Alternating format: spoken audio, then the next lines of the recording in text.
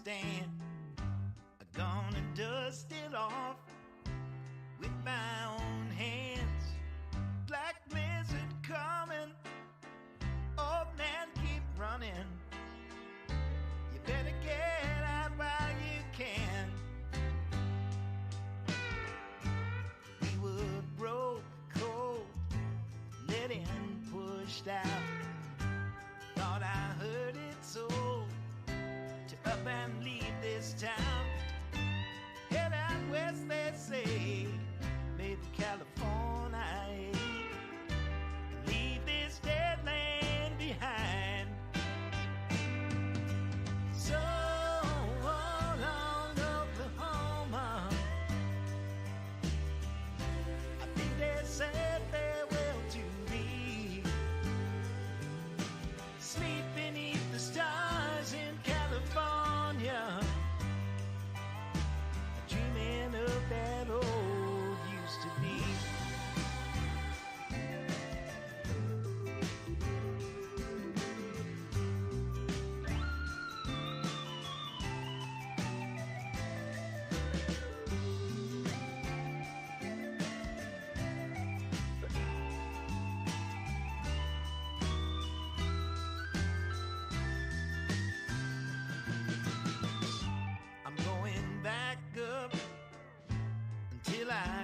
can't stand. I'm gonna cut it down with my own two hands. Tall timber falling, I hear Tulsa calling, saying, won't you come back when you can? So long, Oklahoma, I think they said farewell to thee. Sleep beneath the stars in California, dreaming of that road used to be.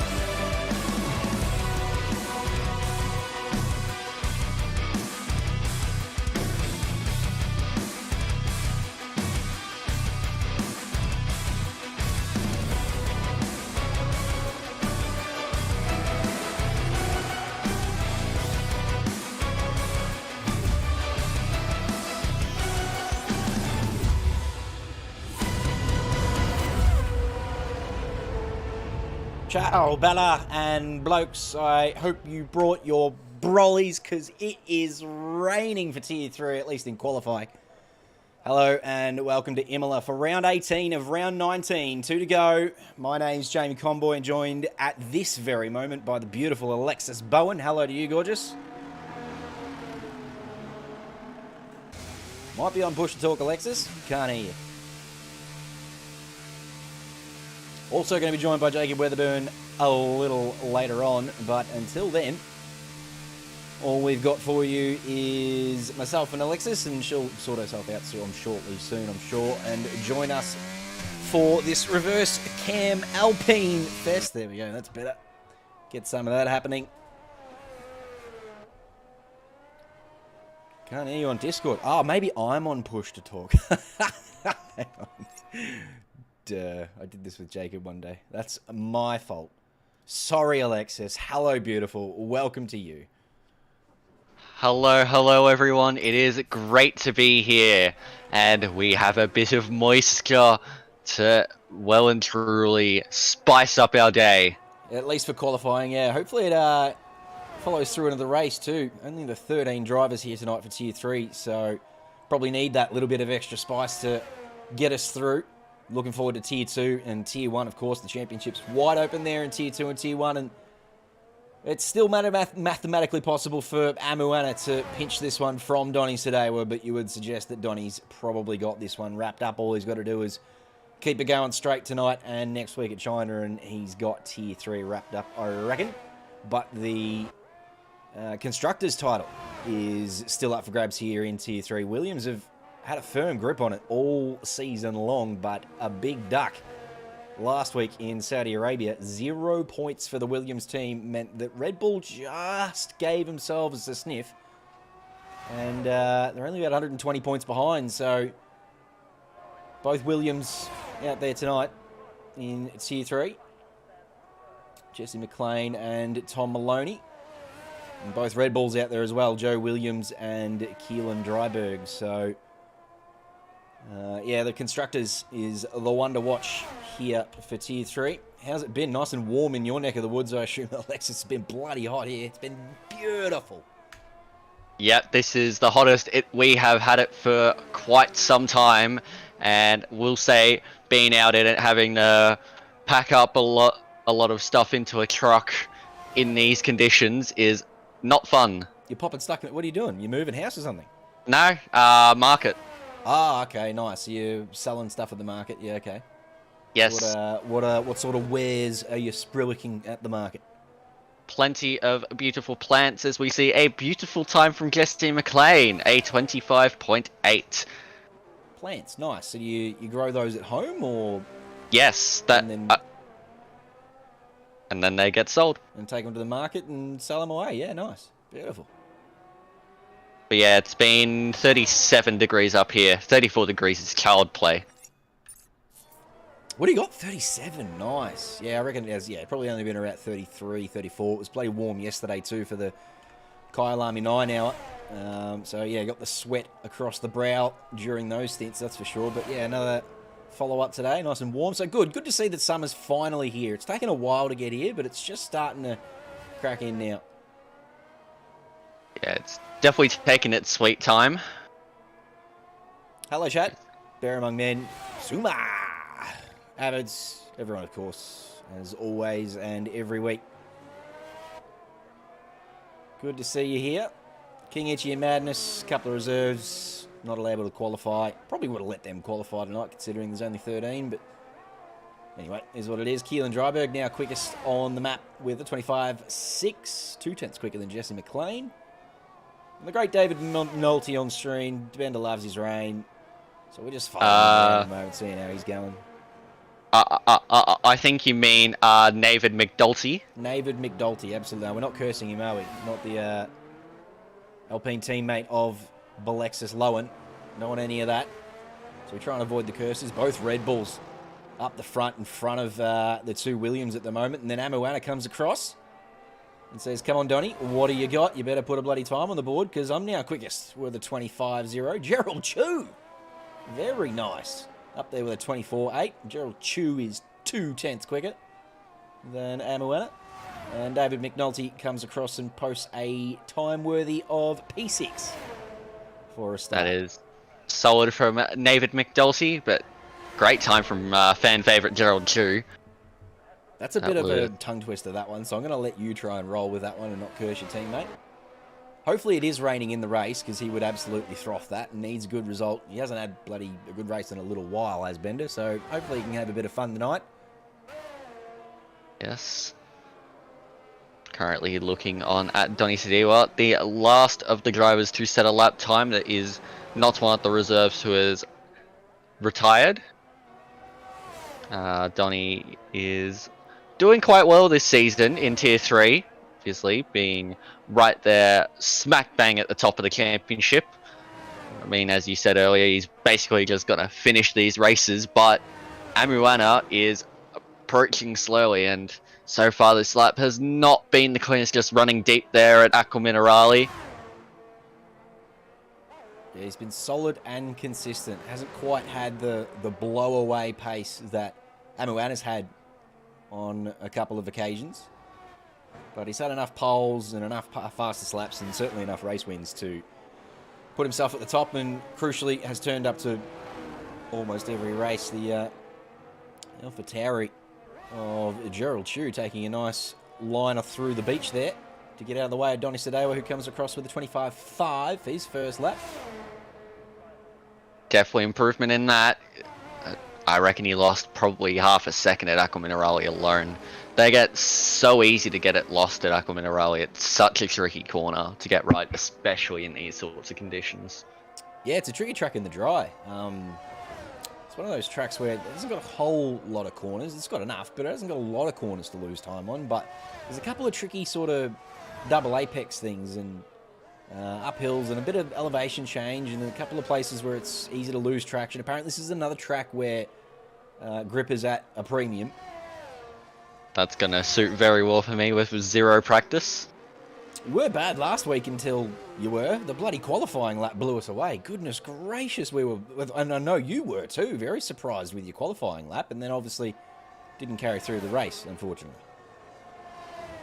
Yeah, it was definitely a surprise for me, considering I'd done 0 laps around a track that is very, very fast.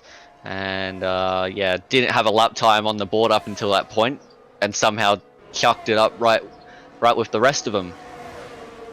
But speaking of up there with the rest of them, Amuana is on a hot lap now. We'll see what Amu can do. Has been mighty this season. Oh, a couple of little corrections already. So pushing on this lap for sure. Wants to get that P1 from Gerald Chu. Tom Maloney, 0 practice and currently P2, so he's pretty pleased with himself up there, I'm sure. Very late calling. He's been marked as a no all week in the attendance sheets, and just decided late this afternoon, he thought, you know what, I'll jump in and try and put some points on the board for Williams in their fight for the constructors. So that's a very tidy lap, considering he's had 0 practice. This has looked pretty good from Amu so far. A little bit sloppy in the... Oh, he's invalidated there, though, and he knows it. He's upset with that. Unfortunate for Amu, because it was looking like a pretty tidy lap until that point. Nick Randall's wheels just updated, and now he's not able to do F1. That is not ideal. Nick, I'd be reverting those updates or something along those lines and trying to get that sorted before you get into your race. Nah, keyboard. Keyboard, you reckon? Got to do what you got to do. Yeah.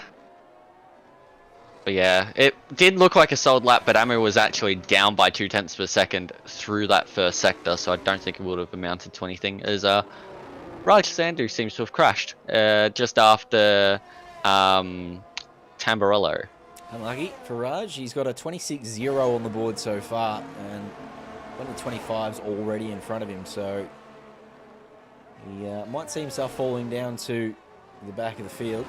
Void Mind, that's a new name. Welcome to that name. I've not registered that one in the memory banks at all, so they're doing an outlap at the moment. That's interesting. I don't know if they're reserving or they're just a participant who hasn't been here since round 1 kind of thing. Do you have any information on Void Mind and who they are? My mind is a void at the moment. Nice. I don't really know. That's sharp. That was well played by you. Pretty low-hanging fruit. Really simple, but well struck, I would have thought. So, yeah, I don't know who Void Mind is, but they're just out here doing laps at the moment. I would have thought they'd be a fill-in, and they should be just sitting in the pit lane at this point, but they're just out here doing some laps at the moment. Hopefully the race director's on that and says, hang on, who are you and what you doing? Follow them around, see how they're going. The line looked pretty tidy so far, so good to have them here if they've got the racecraft. I'll have a quick investigation of that. Hello, Diabols. Love you. Looking forward to Tier 2 and seeing you go about your business. Nick Roundell, of course, still mathematically possible for you, Nick, but not without a bloody wheel, it's not. I'll tell you what, Andre McLeod, very pleased with the findings of the stewards midweek. He's picked himself up a couple of points, and Just closed the gap to the top of the table there as well. So still 4 drivers in amongst it in Tier 2. But as we said, Amuana and Donny Sadewa are the 2 drivers we've got our eyes on tonight. Okay, so Void Mine is a reserve. They should not be out there. Yeah, it sounds like Diabols is going to go jump in and sort that out, or try and work out who that is and what they're doing out on track. So, that's just looking, I believe the name is Agil Anyas. Ugh, I'm sticking with Void Mind. What is Yeah, it? Void Mine works. Agil. Agil. Yeah, nice. Agil? Agil? Yeah, no, I'm not sure. He's been told by Deckers to load up his setup and retire, and obviously hasn't quite caught that memo. So, yeah, Diabolos to go and jump in there and sort him out. That's okay. Oh, no. Getting word, by the way, that Jacob Weatherburn is stuck at Sydney Airport. The flight he's on has been delayed by 60 minutes, and he will potentially be home for Tier 1. But will definitely not get home for Tier 2. He will be spitting chips, because not only is he going to miss most of tonight by the sound of it, but he's going to have a big old barnstorm and punch on with his misses to get to China, because he was saying last week that he's going to have to miss out on that one as well. And considering how close these championships are and how good this series has been, he is spitting chips that he's potentially going to have to miss China. Now he's going to miss Imola as well by the sound of it. So it's just not, it's not coming up Weatherburn. Do it, Jared. Yeah. You wouldn't do it. Go on, Jared. Just do it. You wouldn't do it. You'd chicken out at the last minute. He's like, oh, well, no, I wasn't serious. No, my mic's broken. Sounds like you. Track condition getting worse. So that time from 24.8 for Gerald Chew up there is looking pretty tidy at the moment. You see a couple of wet tyres out here now, actually, so it is indeed getting worse. And, yeah, that time from Gerald Chew might be very bloody handy at this rate. Yeah, I have a feeling no one's going to really improve from now with the wets out there.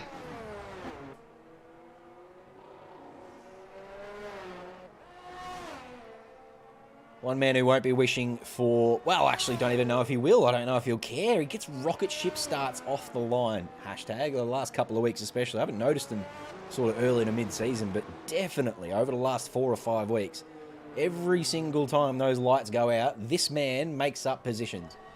And sometimes it doesn't work down into turn 1 for him, because obviously he's got to find his way 3 wide through a couple of turn 1s. But last week in Saudi Arabia, I think he made up 6 spots in the first couple of corners. That had a rocket ship start. So looking for that again tonight. I'm not sure whether that will apply in the rain, but whatever tricks he's got up his sleeve, he'll hopefully put into effect. And if he starts from P4 and gets that rocket ship start, it's actually a pretty long drive down to turn 1. So, speaking of turn 1, we're at Kyalami yesterday. We called the kink turn 1. Do we call the kink here turn 1, or is turn 1 the proper turn 1?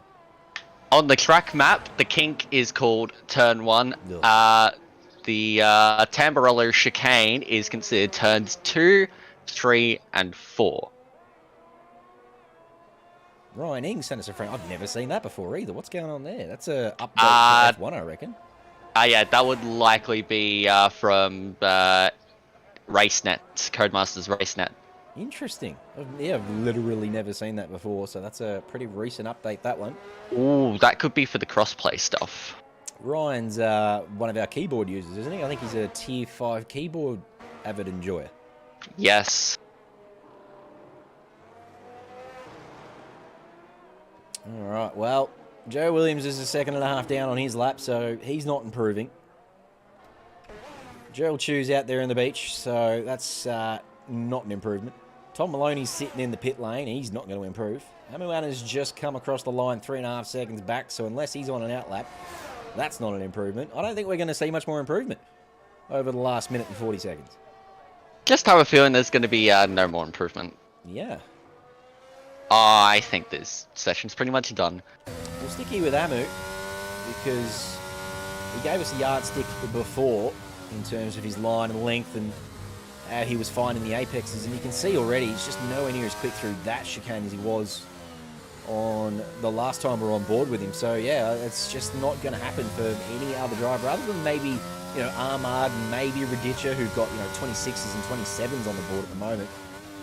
I don't see anyone who's posted a reasonable time improving. You can see Amu is all over the place here trying to find traction. And I think he knows he's not improving, so he's just out there having fun, just throwing the steering wheel around a little bit.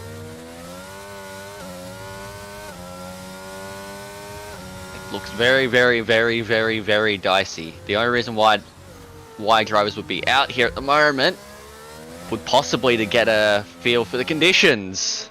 Do we know if it's going to rain in the race? That would be my question, because if it's not, I'd just be sitting in the pit lane. I'd be reading a book and doing a crossword at this point. If it's not going to rain in the race, why get your side in? Don't worry about practicing that.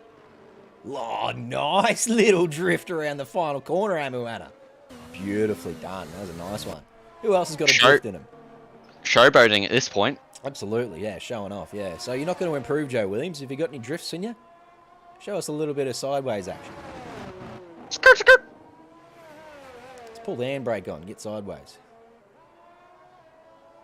This chicane up here, can you use the curbs in the F1 cars? How much of the curb can you take out of this one in the dry?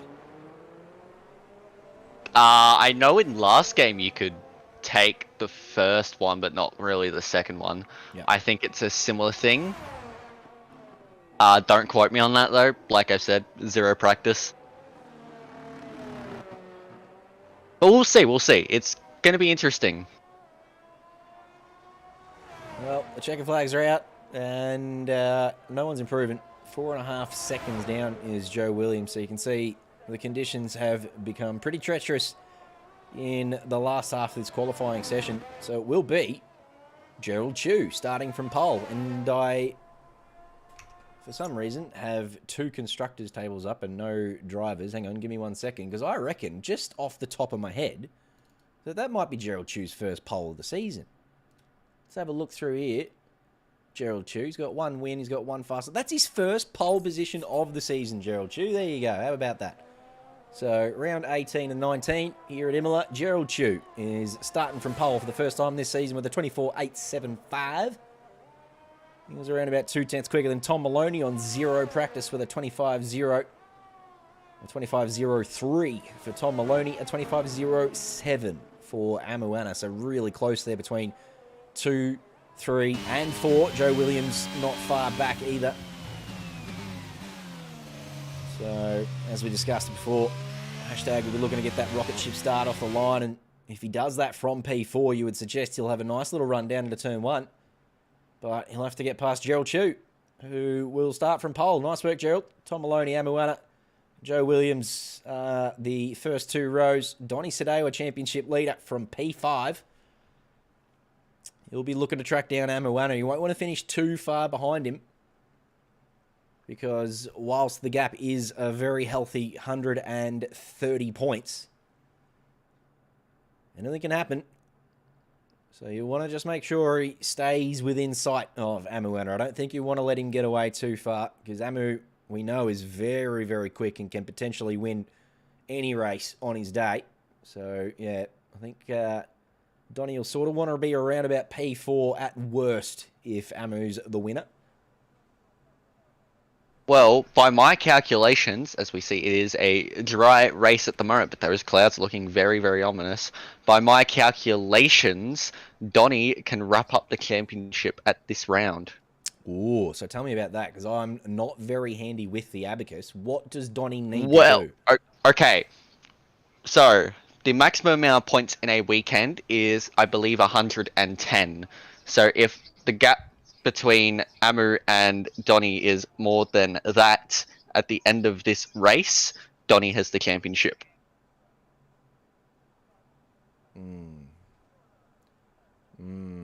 So what's he got to do? What's he up? He's 130 at the moment. So, yeah, Amu's got to beat him by probably 4 or 5 positions tonight.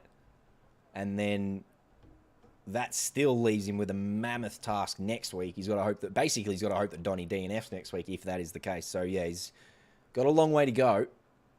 But, as I said, anything can happen. Donny, as I said, he's just got to keep it on track, Donny. And if he does that, he will wrap it up, I reckon. Nick Randell's got his wheel working. Yes, that's what we like to see. Good stuff, mate. Very good to hear. Speaking of maximum points per round, 110 you can see on your screen there for Imola last week in Saudi Arabia. And again, just a quick glance through here. I reckon that's the only time that's happened in at least Tier 3. I haven't got Tier 2 and Tier 1 in front of me.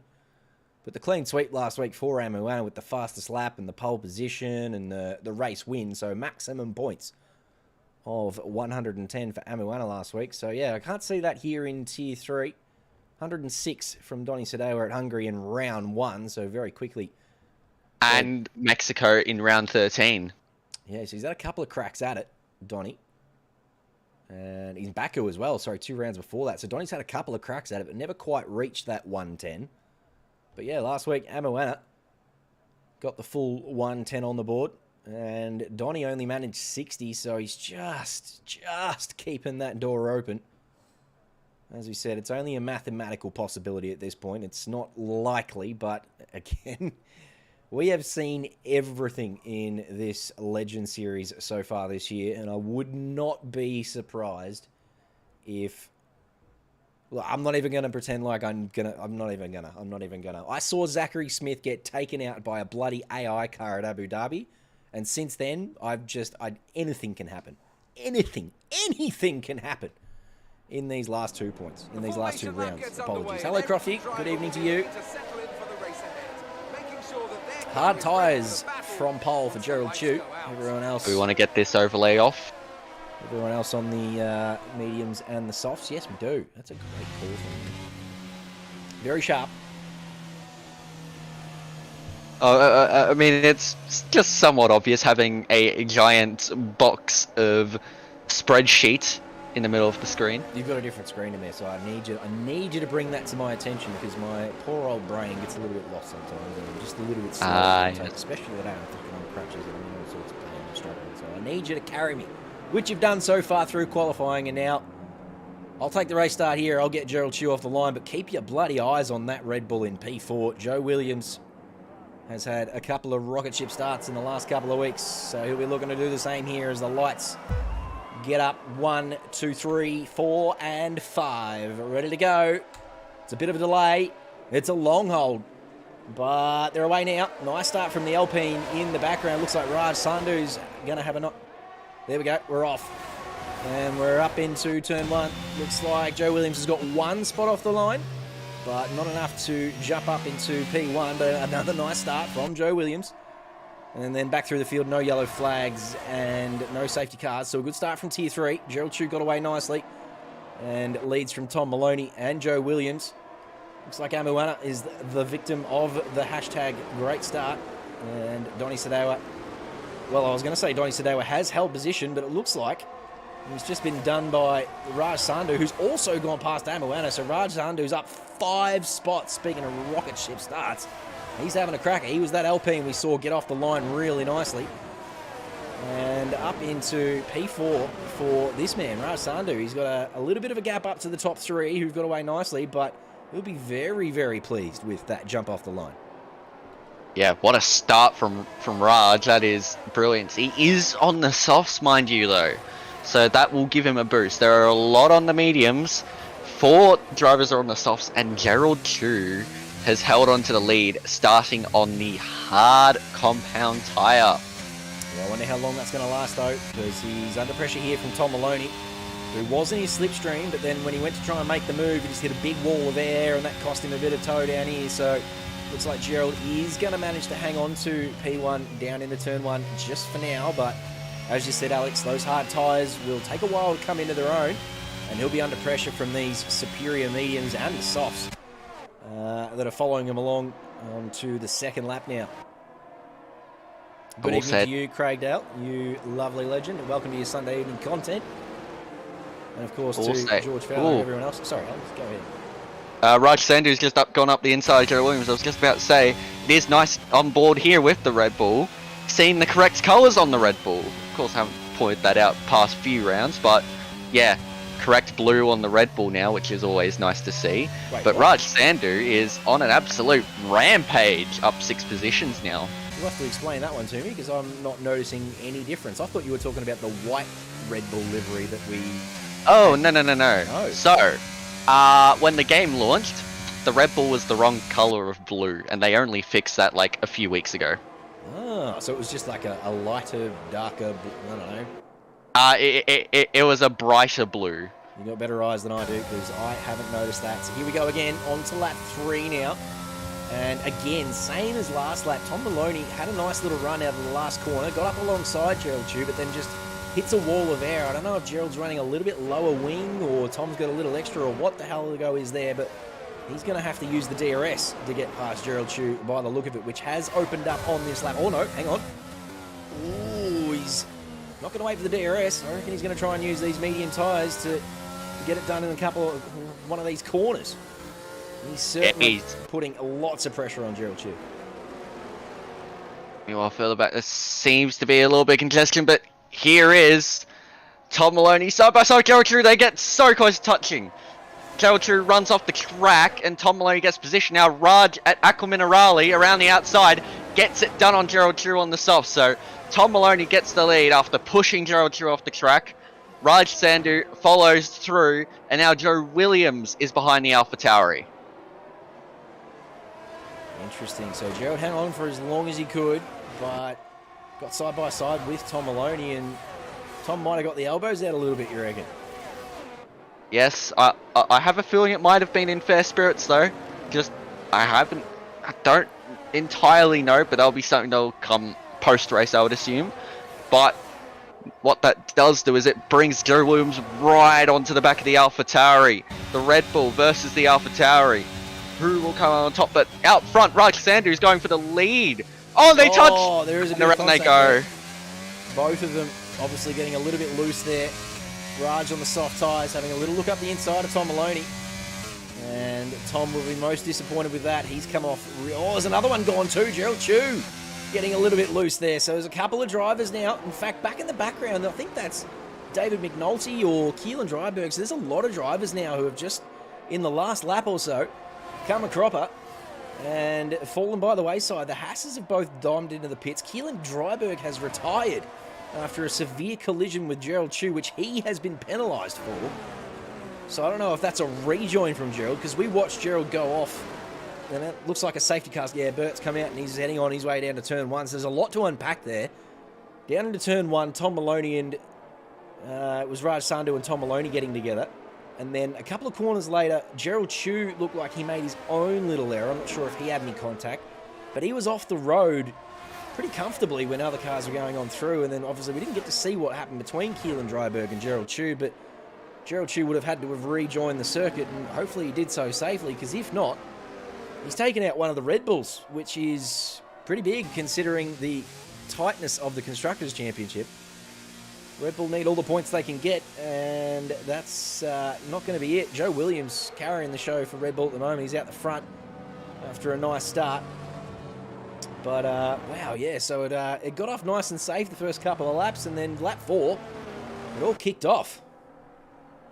Yeah, it got real chaotic. I did see that Gerald Chew and Joe Williams were side by side. Joe was ahead. I just have a feeling that maybe Gerald tried to push that little bit too much. But he's got all his wing there. He's still on those hards, so he must be fine. Yeah, that's interesting. If it was a severe collision, he would surely have damage. But no, as you said, he's still on the hard, so he hasn't pitted. It looks like he's got all his bits and bobs still in place, so it's an interesting one. We'll get some views on that later in the week. Keelan will put up his replay, and I'm sure Jared will as well, and the stewards will be asking for them, and they'll want to have a look, that's for sure. Emotions will be high late in the season with the constructors and the drivers still open. It's she's going to be an emotional week. Oh, it does sound like it was a rejoin. We thought that might be the case, Keelan. That's really disappointing for you and your Red Bull teammate, Joe Williams. As I said, pre-show, it's all about the instructors for you boys. Trying to chase down Williams.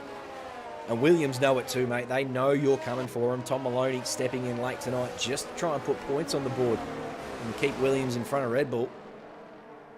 And What's the confusing thing? Williams drives for Red Bull, who's trying to stay ahead of Williams. Yeah, it's a bit of a double entendre, isn't it? Well, but very unfortunate there, Keelan. You never like to see a rejoin, especially when it's as crucial as that. Would love to see a replay at some point, Keelan. If you got a clip of that one, don't forget to save your replay and obviously throw that to the stewards later on this week. They will have a take a look at it. And it doesn't save the fact that you've DNF'd, and it doesn't bring back any of the points that you're going to miss out on, but you've got the condolences of myself and Alexis, of course, and everyone in chat. Disappointed with the way your races ended tonight early on. But it's not all negatives for the drivers. Radichik Swaro, Hamad Securi and David McNulty enjoying life at the moment. A handful of positions. Joe Williams, we've already discussed, having a nice start off the line and then obviously avoiding all the drama. Did look like he, as Alex said, had a bit of a coming together with Gerald Chu, but looked like side-by-side racing. It didn't look like anything too sinister. So he finds himself in P1 leading the way for Red Bull. Keelan will be cheering him on, I'm sure, for the rest of the evening.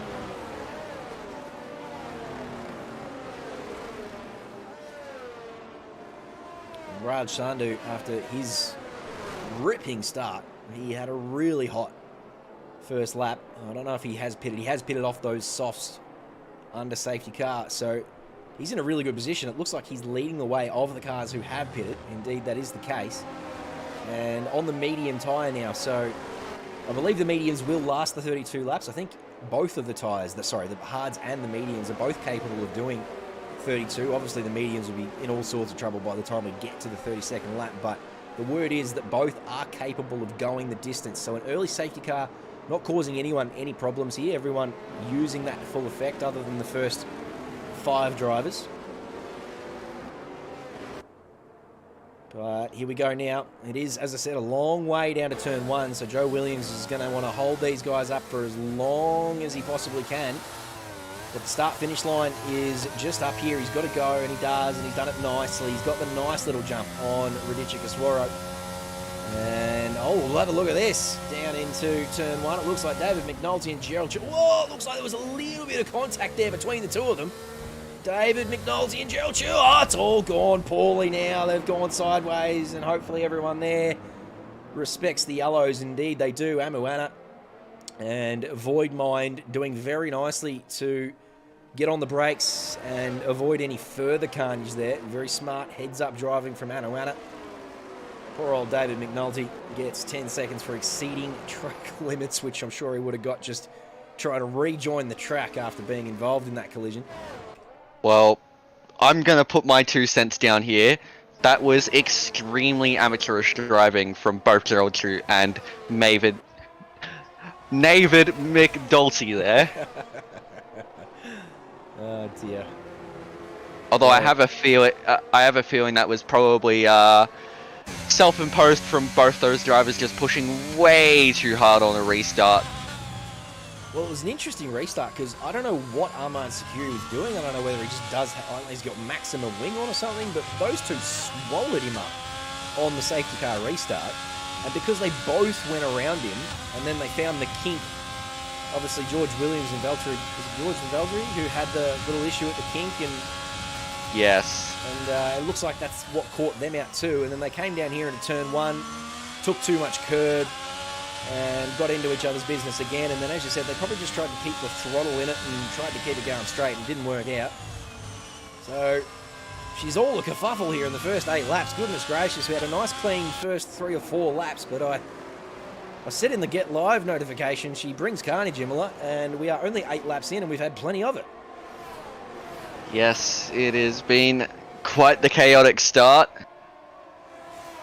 But yeah, there does seem to be a few differing opinions. We'll let the stewards decide all that post-race, but it's my 2 cents. It's, yeah, just messy all around from all drivers involved. Yeah, indeed. Wasn't the cleanest thing we've ever seen, but yeah, I never like to go too far into what happened without the bloody angles because, yeah, I trust both those drivers to be trying to do their best, but as I said, they probably could have done a little bit better there. But anyway, We move on. There wasn't even a safety car because we'd just come out of a safety car, so there won't be another one for a little while yet. DRS is open. Joe Williams leading the way. Tom Maloney doing quick laps in P5 behind Radicha Kaswara here. Jesse McLean's done nicely to move up to P3, so both Williams doing nicely. Currently P3 and P5, so they're trying to stay within touch of Joe Williams and keep their hand on the Constructors' Championship. Andre McLeod asking about the championship in Tier 3. It's all about the Constructors' Championship, we reckon. Williams currently leading the way by just 130 points from Red Bull, and with Keelan Dryberg being unfortunately DNF'd by a rejoining vehicle, it looks like Joe Williams is going to have to carry the show by himself tonight if he wants to keep Red Bull in front of the Williams. Jesse McLean, Tom Maloney still on track. In terms of the Drivers' Championship, it is Donny Sadewa leading the way, and he is 130 points clear of Amu Anna. So whilst it is still mathematically possible for Amu to catch Donny Sadewa in the championship, he probably need Donny Sadewa to DNF, and of course we don't wish that on anyone, let alone the championship leader. So Donny Sadewa P1, Amu Anna P2 in the Drivers' Championship at the moment. Yes, well, at the moment the order is Donny ahead of Amu on track as well. So, don't think Amu will be able to challenge in the drivers championship, but in the constructors, things are definitely taking a turn with that DNF from Keelan Dryberg. Joe Williams has really got a fight, but Jesse McLean and Tom Maloney in P3 and P5 at the moment, they could very well snatch up enough points here to pretty much wrap up constructors at Imola. Could see both of them wrapped up tonight if it stays the way it is now, but I'm not going to try and guess whether it is going to stay this way, because you had asked me to predict what was going to happen after the first 3 laps. I said we're in for a nice tidy evening here in Tier 3, and that all went whoopsie-poopsie straight away, so we're not having any of that. We've got 22 laps to go, anything can happen, and I'm holding out hope that that is exactly what happens. Raj Sandhu's had a really pacey start to this race. He's looked really sharp. Got off the line beautifully and made up 5 positions on the first lap after starting on the softs, and then used the safety car to full effect, and has now jumped on to the mediums, which, as I said, I believe will go for the rest of this race, if indeed that's what's required of them. There might be another safety car later, and that'll help them switch on to another one. Raj having a look around the outside here of Joe Williams, and not quite got it in him to hang around there. It's a very difficult corner to go around the outside of there at turn 1.5, whatever you like. Jesse McLean. Oh, but here comes Jesse McLean. Oh, he's done nicely to pull out of that one, Jesse, because it wasn't going to work through there. In the background there, you just have Tom Maloney looking around the outside at Tozer, if you don't mind, and he might have to move Dung if that is going to be quite something if he gets it, but he's got to hold around the outside. Nah. Oh, he's still in there though. No, he has to back out going in Aqua Mineral. You cannot get 2 cars through here unless you absolutely want to murder your opponent. There's plenty of those corners where you can't go too wide. There's not a great deal of overtaking opportunities unless you've got, that's a little aggressive into there from Tom Maloney. I don't know if he picked up any very light wing damage, but it looked like he gave Radicha a little kiss on the bum as they went through the chicane there. But yeah, no overtaking opportunities unless you've got a really nice run with the DRS assistance down here in the turn 2. So I would argue you could probably get a move done into the second last corner if you get a nice enough run through Variante Alta, but it is very difficult.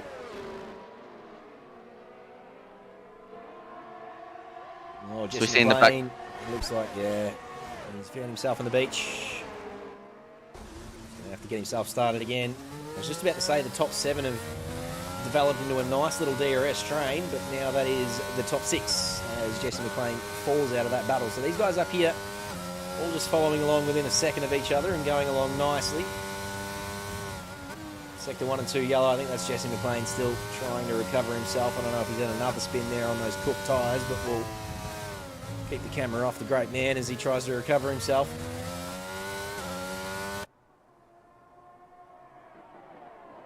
what this has done is, yeah, it's definitely complexified this battle out front. With Jesse McLean out of the equation, really it's between Joe Williams and Tom Maloney to keep this Constructors' Championship battle alive going into China. Yeah, absolutely. It's all up to Joe, for sure. He's doing very nicely up there in P1, and he needs to stay P1. If both Williams finish this race, it'll be really tough next week in China. But the best that the Red Bull team can hope for is Joe Williams finishing in P1. So we want to hold back Raj Sandhu and Richie Kaswaro over the next couple of laps, and I don't think he's going to be able to here. It looks like Raj is really putting the pressure on, although he's been doing that for the last couple of laps, Raj, and hasn't been able to get through. So Joe Williams making this Red Bull pretty wide at the moment. Well, Raj has also used up a lot of his battery as well, although it looks like most of the drivers in this queue have used up their battery. Let's have a little look through here. We got 40 for Joe, 22, 36, 28, 35, and 54. So you're right, there's a fair bit of usage going on up the front.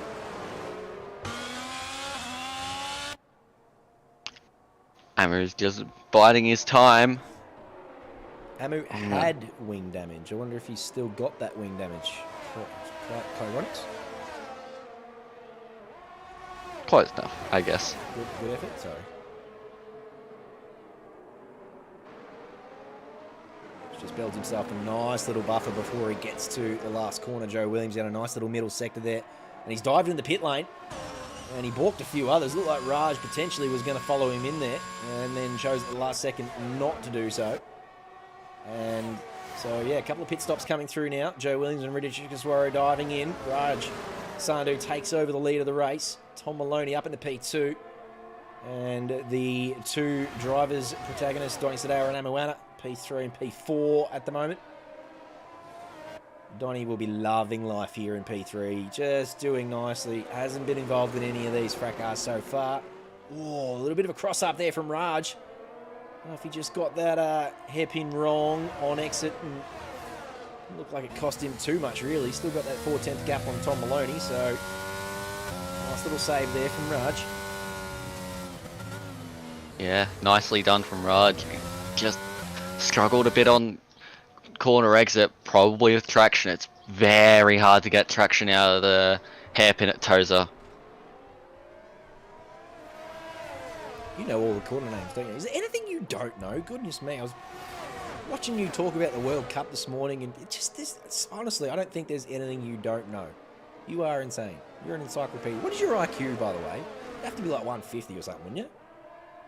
I genuinely don't know. I reckon you'd be up with and I will admit, I looked up the track map before the race, as we see Tom Maloney up the inside, going through kind of turn 1, and now into the Tamburello chicane, and moves up into P1. Nicely done. Shout out Tom. Which Tom? Tom Maloney? We're shouting him out. Don't worry about that. He's had zero practice. He came in and he did a very nice lap in qualifying on a wet circuit. I guess that's actually probably what benefited him, was the wet qualifying, because no one would have practiced wet practice. So he was on the a level playing field there in qualifying, but he's doing very nicely in the race here too, leading the way at the moment. Yeah, really nicely executed so far from Tom Maloney. He's further back. David McNulty picks up another 3 seconds on top of his already harsh 10 seconds. Tom Maloney has picked up 3 seconds now. Our race leader. Well, well, well. How are the turntables? There is plenty of places to pick up track warnings here too, isn't there? There's plenty of places to run wide and a few places you can cut as well. So not surprising to see a few of those start to stack up as we cross the halfway point of the race. Lap 16 underway. Sandhu trying to chase down Tom Maloney here, but he's flat out of battery, so didn't quite have the legs to get it done in the turn 1. Tom Maloney braking nice and late and defending nicely, but yeah, Raj again looking likely as he tries to get up into P1.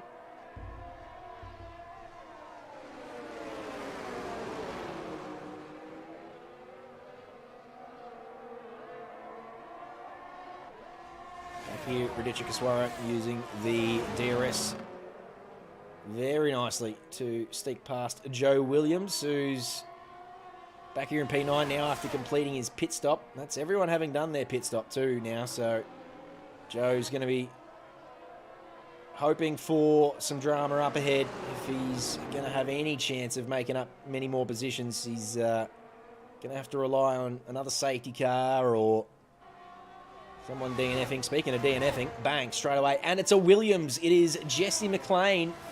And there's your safety car. And the safety car, that is that a curse? That's almost a curse, isn't it? I'd call that a curse. I said exactly what he needs. He needs a safety car. He needs one of the Williams to DNF. And almost immediately, the other Williams gets 5 seconds for speeding into the pit lane. Goodness me, it's all coming up Joe Williams now. He's back here in P8. He's still got a lot of work to do. He's got to use this safety car. He's got to still be able to sneak out. But that's wowee, boy, oh boy. Jesse playing out. Keelan driving out. Don't be too surprised if you see Joe Williams come in. I reckon he might have another set of mediums that he can utilize. Oh no, he stays out. Oh, really just sped into the pit lane there too. You can see it happening. He went in there way too hot. And he picks himself 5 seconds. But Joe Williams up in a P5 now after the front runners completed their second stop. What did they jump on? Hard tyres for Tom Maloney, so he's looking to go to the end of the race. Mediums for Raj, Donny and Amu, so they heard your call and said Alexis is all over it. She knows what the deal is. We reckon the mediums are the go-to tyre here for the last 15 laps. A couple of those back through the field as well. The two Haas drivers decided the mediums are the go. Richard sped into the pit lane for his mediums. He definitely wanted them. And Armand Sakuri also in the pit lane now with the mediums. Gerald Chew and David McNulty also on the pits, so we'll see what they jump onto. David's already on mediums, so he's going to have to go on a hards by the look of it. Yep, and Gerald Chew has stayed on those hards. I don't know how he's managed that. I thought you had to change tyres. Unless he'd already done the pit stop when I flicked to him, potentially. He is on 7 lap old, so he's definitely changed tyres somewhere in between there. He's gone back to the hards he started on, yeah. Yep. That's fatigue for you. Yeah, fair enough. It's bloody warm, and we had a 9 hours of Kailami yesterday, and fair enough. Yeah, fatigue gets the best of us, let alone you. Oh, snap. Got him. No, love you, mate. Unlucky. So that's really leveled the playing field here, though. It really has brought this Constructors' Championship right back in close after Keelan very unfairly got DNF'd by a rejoining car. There's now 1 Red Bull and 1 Williams remaining in the race. Joe Williams, we're on board with him. He wants to track down Tom Maloney, who's currently in P1. He's on the hard tyres. They will go to the end. He's got a 3-second penalty. He's got 8 seconds worth of penalties. That's right. He sped in the pit lane, didn't he? Yes. So that is going to very much hurt Tom Maloney, because if there is another safety car, I mean, I don't think you're allowed to serve the penalty under safety car. Under safety car? No, I don't think you can. So that will go with him right to the end, unless he has a monumental incident, in which, I mean, there'll already be a penalty in itself. So he's going to try and stretch out, but it's not going to be easy given he is on hards, while the 3 cars behind him in Raj Sandhu, Donny Sadewa and Amu Anna are on the mediums. Yeah, those mediums are going to be really threatening, Tom. We've seen how racy Raj has looked tonight. Raj looks really hot. Donny Sadewa and Amu Anna have just gone about their business quietly. I think they know, the drivers is basically under wraps. Donny just driving beautifully, really nice and smooth, and Amu not really trying to make too many moves, but Raj is. He's definitely looking for a race victory tonight by the look of him, because he's gone side by side and he's gone and put the nose in a couple of times, and he's looked really racy. So on those superior tyres, he'll be asking questions of Tom Maloney without a doubt. Safety car's going to do 1 more lap here. as Navid Dick Nolte. No, that's not a good effort. That's why I leave it to you. David McDulty. Sorry, David. He's still catching up. I will say I was thinking of ways that I could change up his name, and when I thought of that, I was like, do I? The one that you brought upon us. That was a bit of a deal. I didn't even mean it. Just that's what came out. And unfortunately, I realised too late that was what had escaped my lips. But no, yours is much better. You're rolling along beautifully with it. You can serve it 5 second, but not a drive-through. Yeah, but can you serve it while the safety car's out and you're in the pit lane? So we're saying if there's a late safety car, because, you know, let's say, for example, void mine DNFs, everyone's going to jump in the pit lane, but it's under safety car. Can you serve the 5 seconds under safety car? Well, we don't think you can. I think that is the contentious point. Therefore, so even under safety car, even getting the free pit stop, he's going to hold on to those 8 seconds. And then, of course, with the safety car, the whole field will be condensed, and he will drop down 8 seconds worth of gap, which is going to be basically the whole field by the time we get to the end. We've got 13 laps to go and 12 cars. You would assume they'd all be nicely tucked up. Well, as far as I'm aware, you can serve a 5, even under safety car. All right, well, you know more about it than I do, so I'll leave it to your vast knowledge. But in saying that, bloody Alex is pretty bloody cluey too, so you two fight about it. You're both LPs. Get in the shed, Barney. To be fair, it is probably a really contentious one, just given the fact that 5 seconds on the safety car, if you serve that, is it really 5 seconds? Yeah, well, it's an extra 5 seconds in the pit lane, but you're right. No, yeah, I don't know. Too hard for my little head. Goodness me. Tom Maloney will be hoping that there is no more safety cars. That is his ideal scenario, because he needs to try and build an 8 second gap. But on the hard tyres, I don't think that's going to be a thing. I think Raj is... I was going to say he's probably going to wait to DRS and get it done, but just the way he's gone about his business so far, Raj, I don't think he'll even wait for the DRS to open up. He'll use these medium tyres and get the superior traction down. And already he's got the safety car restart bang on and is up under the grill here of Tom Maloney. So just keep an eye on Raj here. I reckon he's going to have a little crack at this over the next lap or two with the superior medium. And he almost had to go up the inside of Tozer. But he does need to be careful though, because Donny and Amu are ready to capitalise on any mistake that the Alpine makes. Yep, these four have built a nice gap. I don't know whether Joe got stuck on the line or what the deal is, but the man known for his rocket ship starts didn't quite get the safety car restart right, so they've developed their nice little gap here, the front four. Joe Williams looked like he's still trying to get warmth into those tyres after the safety car restart. 3 seconds for Void Mine. Will there be a new OOR F1 season at the beginning of next year? I believe there's going to be sort of like a mid-season fun season. So I don't know, Alex might have more information, but there's a vote up at the moment that is tossing up between F1 and F2. And F2 is superior. F2 is clearly superior, and I think the fact that that isn't winning the vote at the moment is very close to vote, though. So if you're interested in participating in this little mini-series we've got coming up over the start of the new year, go and put your vote in. F2 or F1 is the vote, and then I think there's a track vote as well for one of the 8 tracks that hasn't been decided yet. As today, well, looked a little bit interested up the inside of the hairpin there, but didn't quite get it done on Raj Sandhu. Yeah, so Diabols is correct. A 9 to 10 race season, as we have a yellow flag in Sector 2. That is Raditya Kiswaro in P11. Yeah. Yes, Diabols is correct. It'll be a 9-round season from what I am looking at. Or 9 or 10 round, starting on the 19th of February.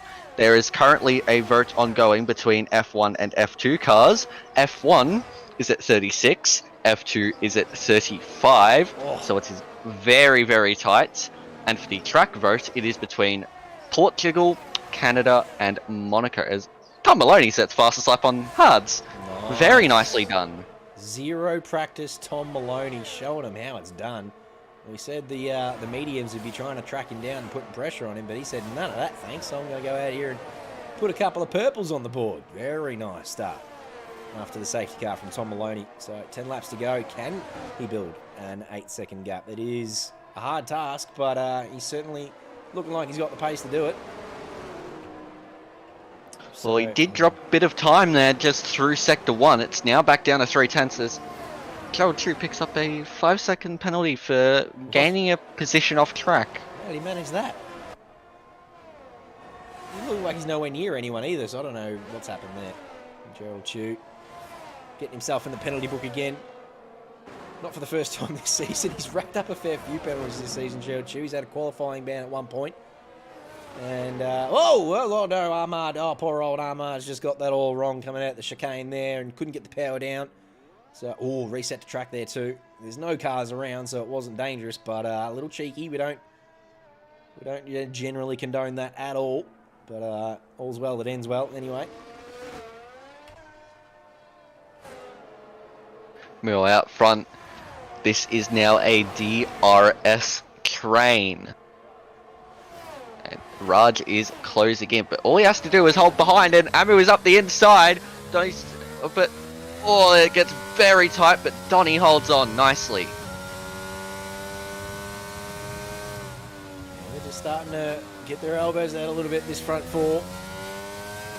There's two moves happening down there in a turn one. Raj had a little look at Tom, and Amu had a big look at Donny Sadewa, and just couldn't quite get the exit of the corner right to finish off that move. But these four have got ants in their pants now. They're just going to start to make some moves, I reckon. But it is still Tom Maloney leading the way from Raj Sandhu, and Donny Sadewa leading Amu Anna around, so they haven't swapped any positions since the safety car restart. If things stay as they are, though, Tom Maloney will drop all the way back to, what, P7 at this stage? P7 is what I'm saying, yeah. If it ended right now, which would promote Joe Williams to P4 and would just keep the door open for Red Bull as we head off to China next week, which is just what the doctor ordered for them after Keelan Dryberg's unfortunate DNF at the start of the race. They needed a bit of luck. They needed a bit of things to go their way, and it is, at the moment, the Williams boys just letting themselves down a little bit with a DNF and 8 seconds worth of penalties for those two at the moment. Yeah, it's not been the Void Mind has crashed, and will that bring out a safety car, or is that in pit lane? I reckon that might be a retirement in pit lane. Yeah, I reckon it might be too. So we saw an AI car come out of the pit lane and cause trouble. No, it looks like it's not done that this time. It's stayed in the pit lane. That's pretty rare, actually. They generally come out and do a victory sector or two. So Gerald Chu's done as well. He's DNF somewhere. That is a DNF. That is Gerald Chu. You can see in the first sector there, in amongst the yellow flag. That is exit of the Tamburello chicane. Just on the inside there, I would assume that is where Raj Sandhu crashed in qualifying, but there will not be a safety car. No, there will be a virtual safety car. Where's Gerald here? He's just around the corner here. He's already yep, inside. The left there, so got a little bit rear happy as he exited that and put himself into the wall. So that's the end of the night for Gerald Chu, who qualified on pole, his first pole position of the season for Gerald Chu. Interesting strategy here. Raj and Amu have come into the pits.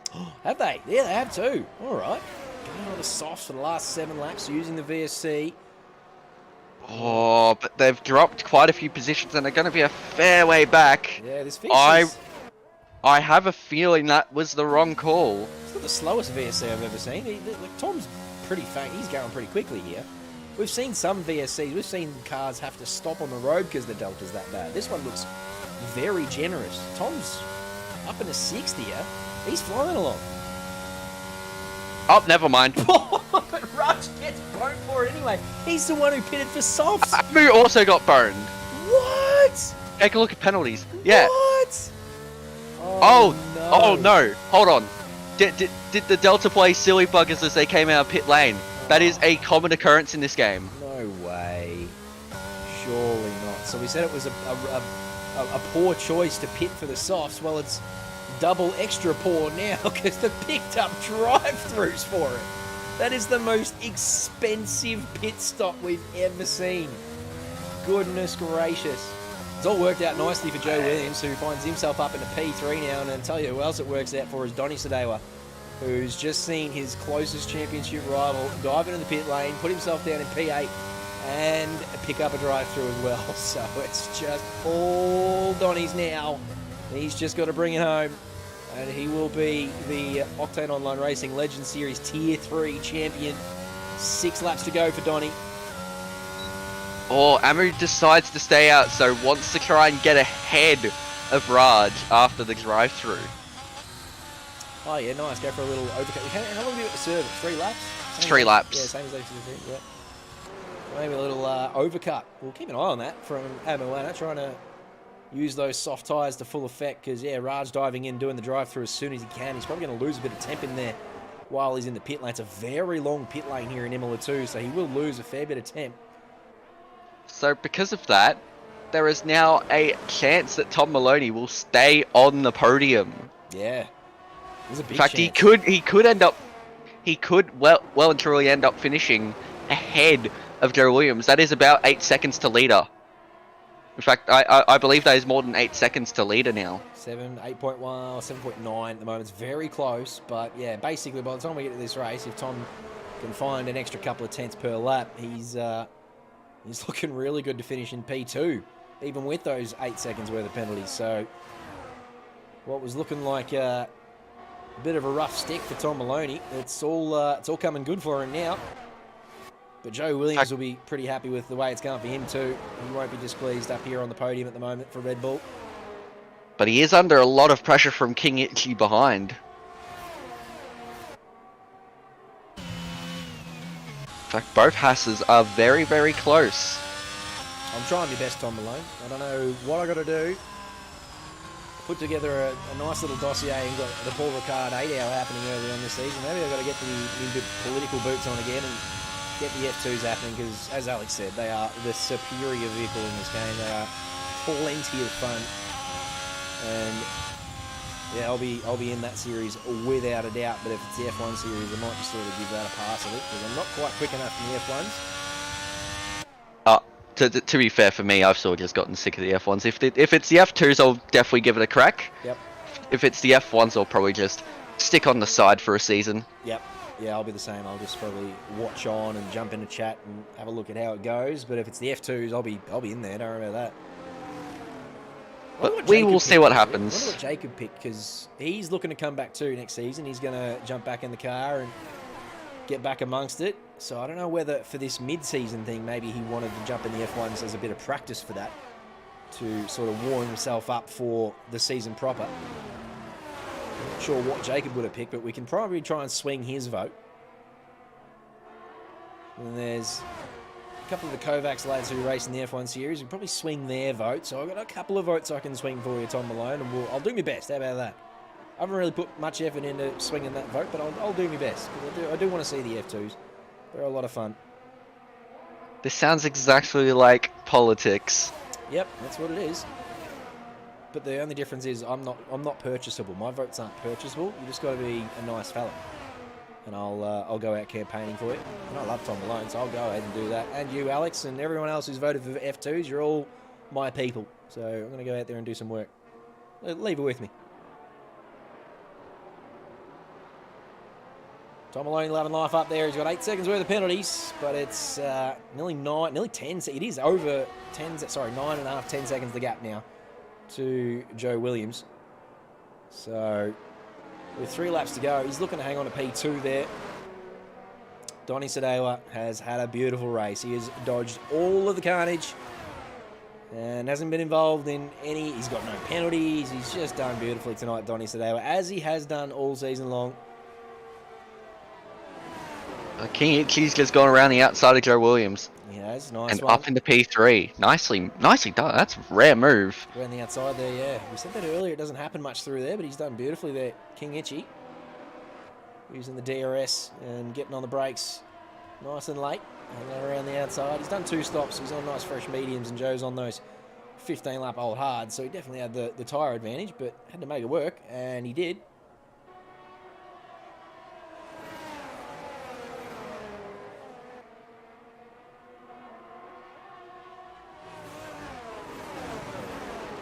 Ditch is just hanging around here behind his Haas teammate Madness, but doesn't necessarily put a whole heap of pressure on him, so whilst he is sitting nice and close here behind, he's probably waiting for a mistake before he gets anything done, because Madness, obviously part of this DRS train, he's got the tow as well. Yes, Raditya chasing Madness quite nicely, the Alfa Romeo chasing the Haas. Although it is a nice DRS train forming here behind now. King Itchy as Joe Williams' tyres start to really disintegrate. Yeah, and there goes Madness. Yeah, Madness around the outside into Tamburello, but oh no! Oh no! Oh no! The Red Bull of Joe Williams gets a little tag from the Haas. Madness with 2 laps to go has just given Joe a little bit of a kiss there and sent him back to P6. So whilst he didn't lose too many positions, hashtag, it has cost him a few points. And as we said, with Tom Maloney up there in P1, Red Bull need all the points they can get if they are going to keep this alive going into China, the Constructors' Championship. That's going to put a dent in it.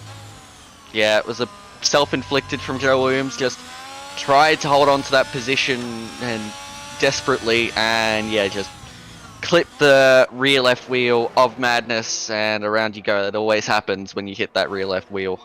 Yeah, I agree with that assessment. I think he just had images of King Itchy doing that to him on the lap beforehand, and he wasn't willing to quite give that one up as easily as he did to King Itchy. He said, I'm happy to have 1 Haas go past me, but 2 Haas is a little too much Haas, and he got himself into too much hassle. No, it was pretty and it ultimately ended in a disaster for him. Yeah, we can go on forever. Oh, unlucky for Joe. Well. But what that has done is it's allowed Raditya to get up into P4, and Raditya, after having 2 million spins through the middle of this race, might come out of this race with a podium. Yeah. Interesting. If that is indeed the case, he's just outside that at the moment. I don't know how many warnings the race leader is sitting on. But even if he is sitting on a few warnings, he can sort of just take the foot off the gas here a little bit. Because, yeah, there's a big gap now from King Itchy to Donny Sadeo. In fact, it is now over 8 seconds, so he's got a bit of room to work with here. Tom Maloney knows that he's going to lose P1 to Donny Sadeo. But he's just got a little bit of extra breathing room now to hang on to P2.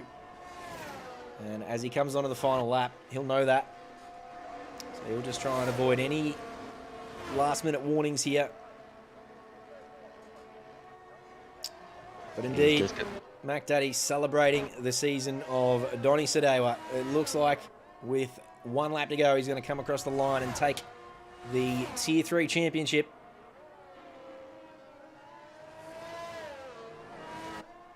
It's been a great season for Donny Sadeo, who's been ultra consistent and yeah, has just really shown no fault throughout the half year that we've had this season go on.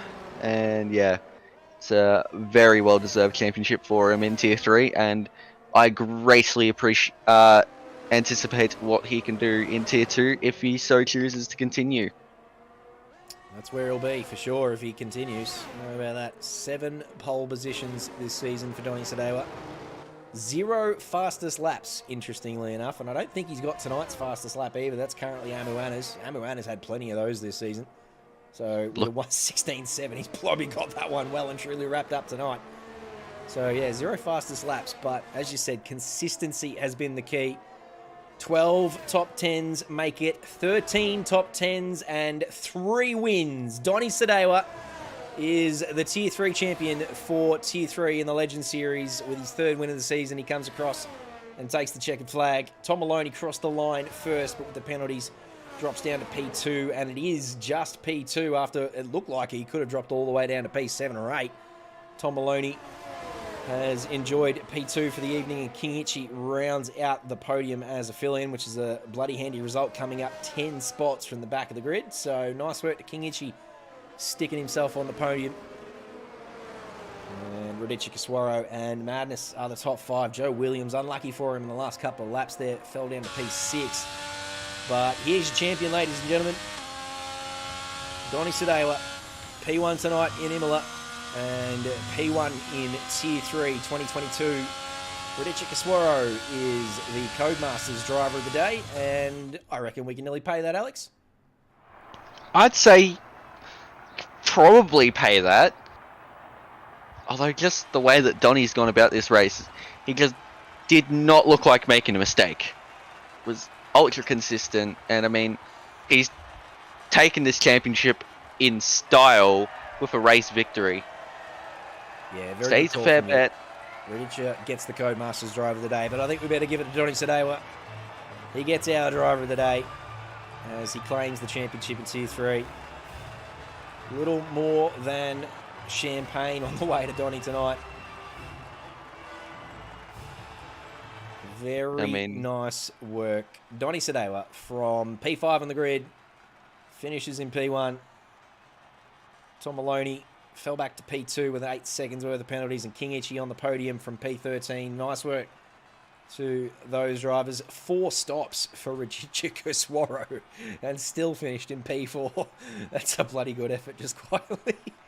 Madness. Yeah, that is insane. That's pretty good.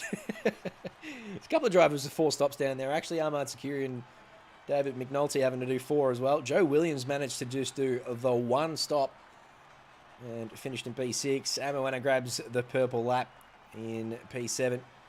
And Raj Sandhu, the last driver on the lead lap.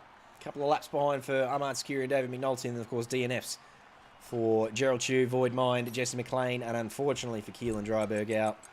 Hearts and minds for Keelan Dryberg and the Red Bull team after he was very unfortunately DNF'd by the rejoining AlphaTauri of Gerald Chu. By the sounds of it, we didn't get a view of that one, but yeah, Keelan Dryberg pretty disappointed in chat, so the game is very free of bugs, Rush. Oh no. What happened? Yourself and Amu went into the pit lane there under the VSC thinking you might just get a cheeky one in. And we were commenting at the time, not only did the VSC not slow anyone down, it looked like P1 and 2 and that, they were driving basically full speed under VSC. So the delta must have been very generous for the leaders. It must have been pretty bloody brutal for you and Amu because you both got drive-throughs when you came out of the pit lane. What happened there? Goodness gracious. That was, it looked like a clever pit stop, but it just ended up being the worst pit stop ever. Couldn't have gone worse for you. Goodness gracious. What has happened there?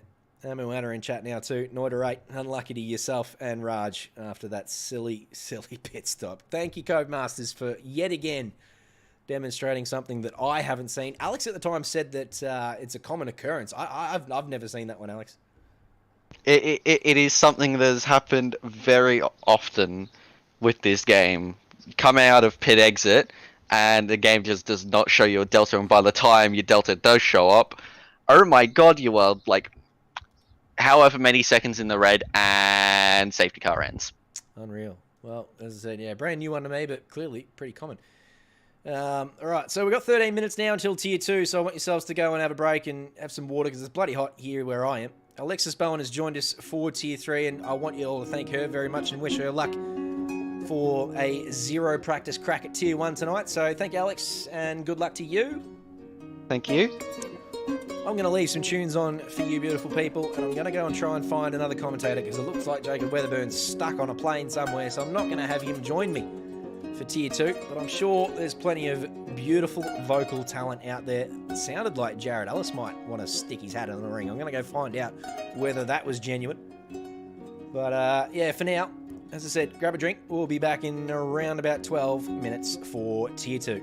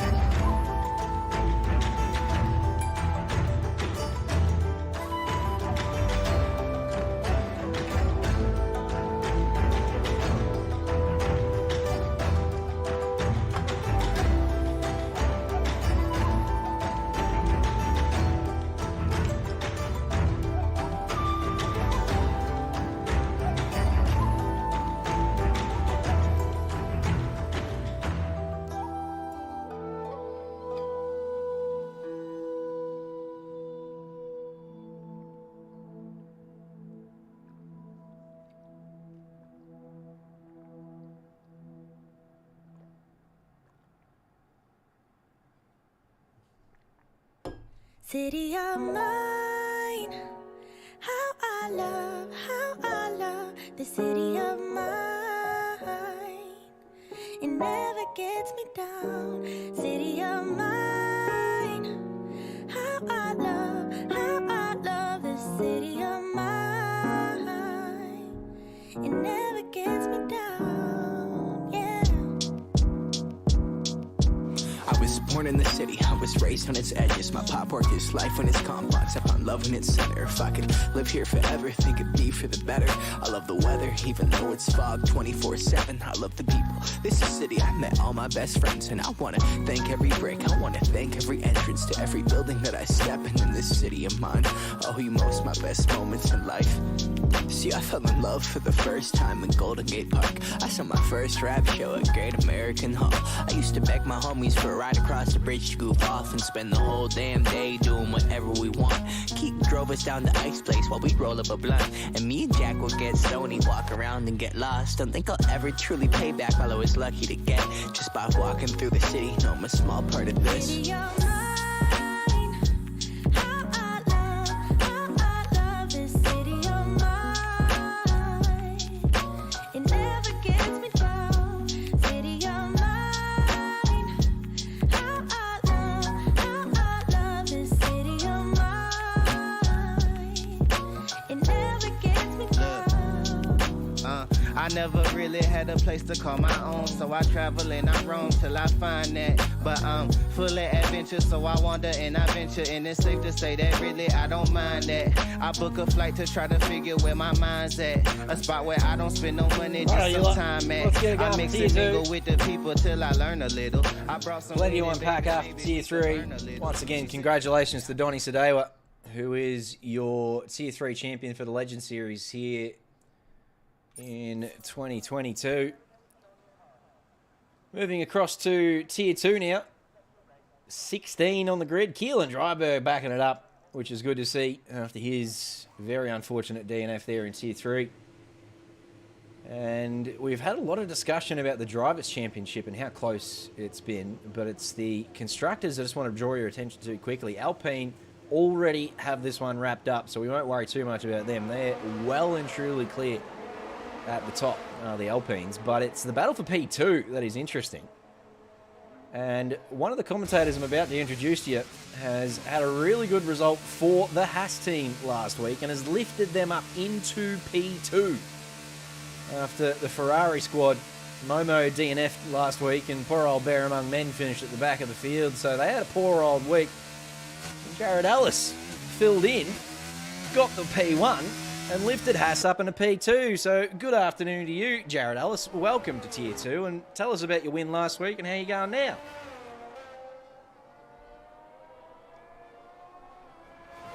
Good segue. Jared Ellis currently muted. I'm not sure where he is. He'll be here soon anyway. He'll talk to us about that. But hey, I'll tell you who else I got for you. Never worry about Jared Ellis. I got someone much more handsome than that. David Bender McNulty's here. Hello to you, mate. Yes, hello JC, hello everyone. Hope you're doing well on this beautiful and very, very hot Sunday afternoon here where I am in Adelaide. I was talking to Alex about that too. Alex is at 37. I'm 34. What do you got over there in SA? You'd be pretty warm by the time. 36. 36. Yeah, good. Summer's here. It was 35 yesterday, so yeah. Mini heat wave. Jared needs permission to speak in the channel. What? You do not. I think you've muted yourself. Do I have to unmute you? Can you work out how to give permission to him? Because I don't know what he's talking about. Yeah, I'll have a suss with that. You go play with that. I'll talk everyone through Tier 2's qualifying here. It looks like it's nice and dry for a start, which is nice considering Tier 3 had a bit of fun in the moisture. We'll talk to Bender about that shortly too, because I'm sure he had a bit of fun there. Ben Curtis, currently on your screen, is P2 in the championship, and he's only 40 points behind Suma. So I told you before how close it's been all season long between the top 5 or 6 drivers in Tier 2. It is down to a 4-horse race now. And Nick Randall, unfortunately last week, probably counted himself out as well. So if you want, you can probably call it a 3-horse race. Nick Randall's still mathematically possible, but probably out of it. Lucky to be racing tonight too, Nick Randall, after his recent software upgrade or something meant that his wheel wasn't working no more than an hour ago. So he's just bloody lucky to be out there tonight, let alone still competing for the championship mathematically. Andre McLeod, the Alpine teammate of Ben Curtis, is a P3 in the championship and is only 70 points behind. That was looking like it was going to be a little over 100 points late last week, but he's had a couple of penalties removed by the stewards that were apparently unfairly warranted, so he's had those removed.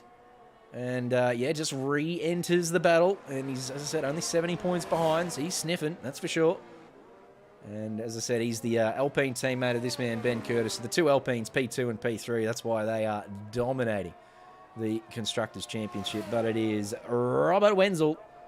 Suma is leading the way in this championship, and he's looking like he's on track to take it away. He's only 40 points clear, though, so he's got to keep it smooth. He's got to keep it on track, and obviously do well nicely next week into China as well. Have we got Jared Ellis with us now, I reckon. How you going, Jared? Oh, not bad. Yourself, mate? I'm bloody well. Did you hear my introduction about what you did last week to Tier 3 and that in Tier 2, and you had a win? You made Haas P2 in the Constructors now.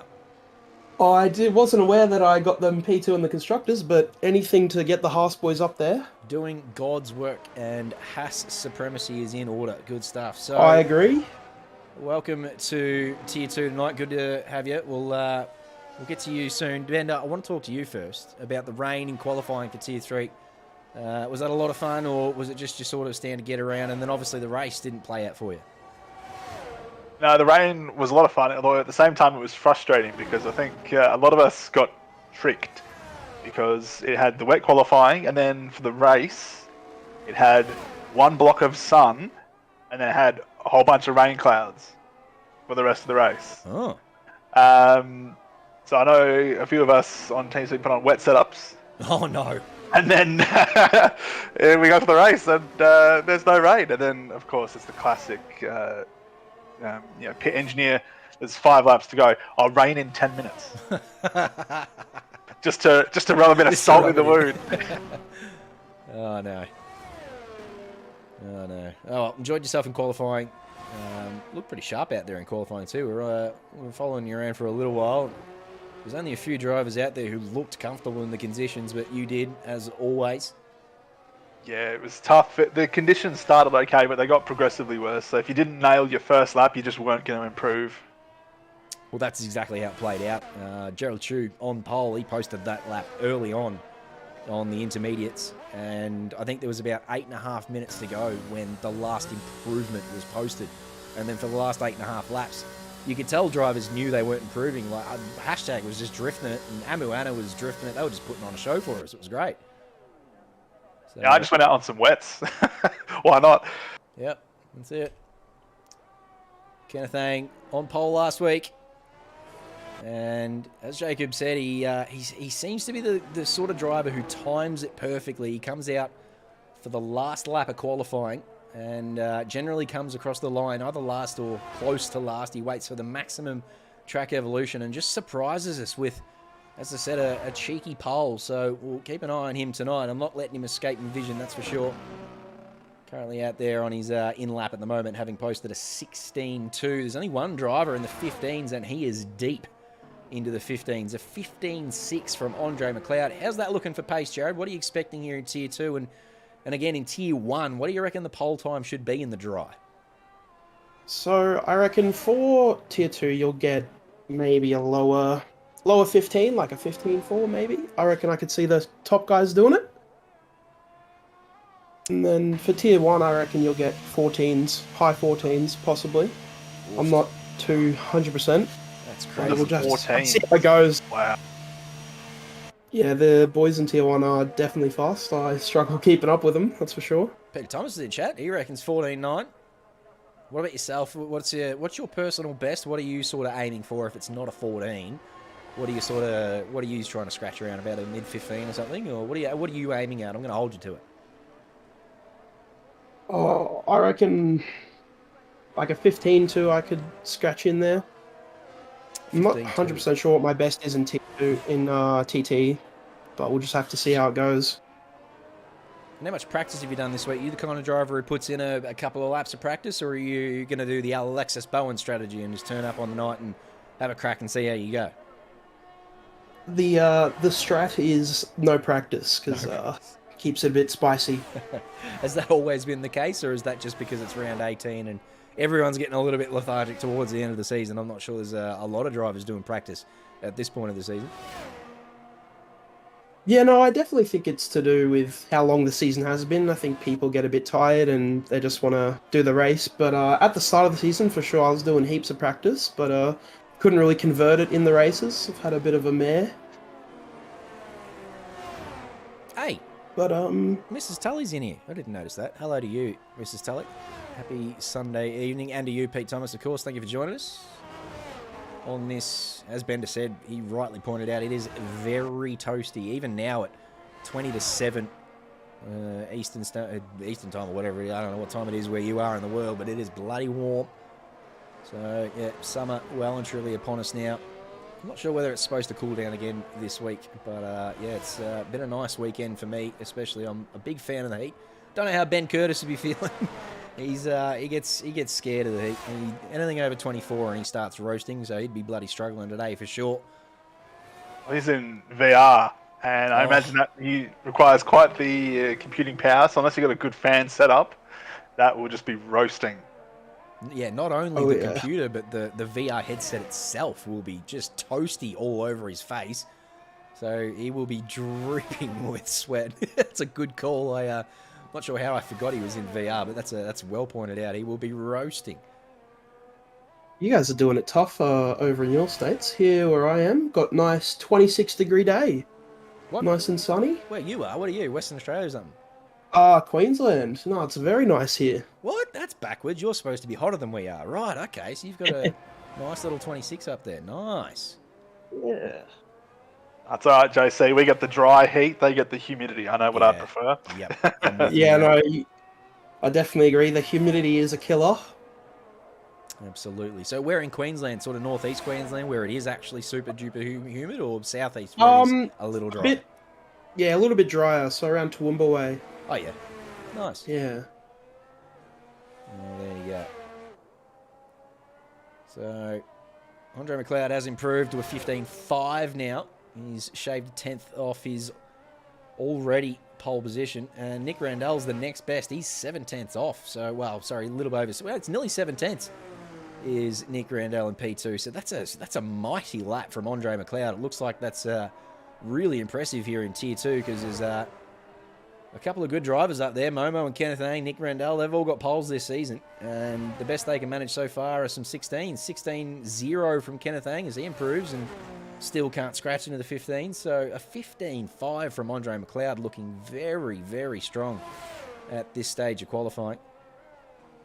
Very pacey, yes, to say the least. But I could see the other guys improving a bit more in the last runs, that's for sure. Exactly what he needs. You got Ben Curtis, Robert Wenzel, P8, P9. They're the guys he's trying to catch. At the moment, he's way out in front, so looking good for Andre at this stage. Yep, needs all the points he can get to, Andre. As we said, the equation is 70 points behind, so when qualifying's finished and we are sitting in the pit lane while they grid up, I'll put the points up for you because it is very interesting to look at this Tier 2 driver standings board. There's a lot going on up the top. Everywhere you look, you got to get your calculator out to work out what's going to happen. And I'm telling you, Andre McLeod will be thinking he's right in amongst this. He's got 2 wins on the board this season, and that's the most of any driver. So he's capable of winning. He's certainly capable of pole position, which you got on your screen now. You can see he's clearly got this Imola track by the scruff of the neck here tonight. I'm not sure how anyone's going to fare at China next week. I'm not sure if there's been a lot of practice for China, Bender or Jared or anyone. Have you done anything on China yet? Of course, only a very recent DLC. JC. Okay, I just want to revisit your statement there. Have you done any practice for China, mate?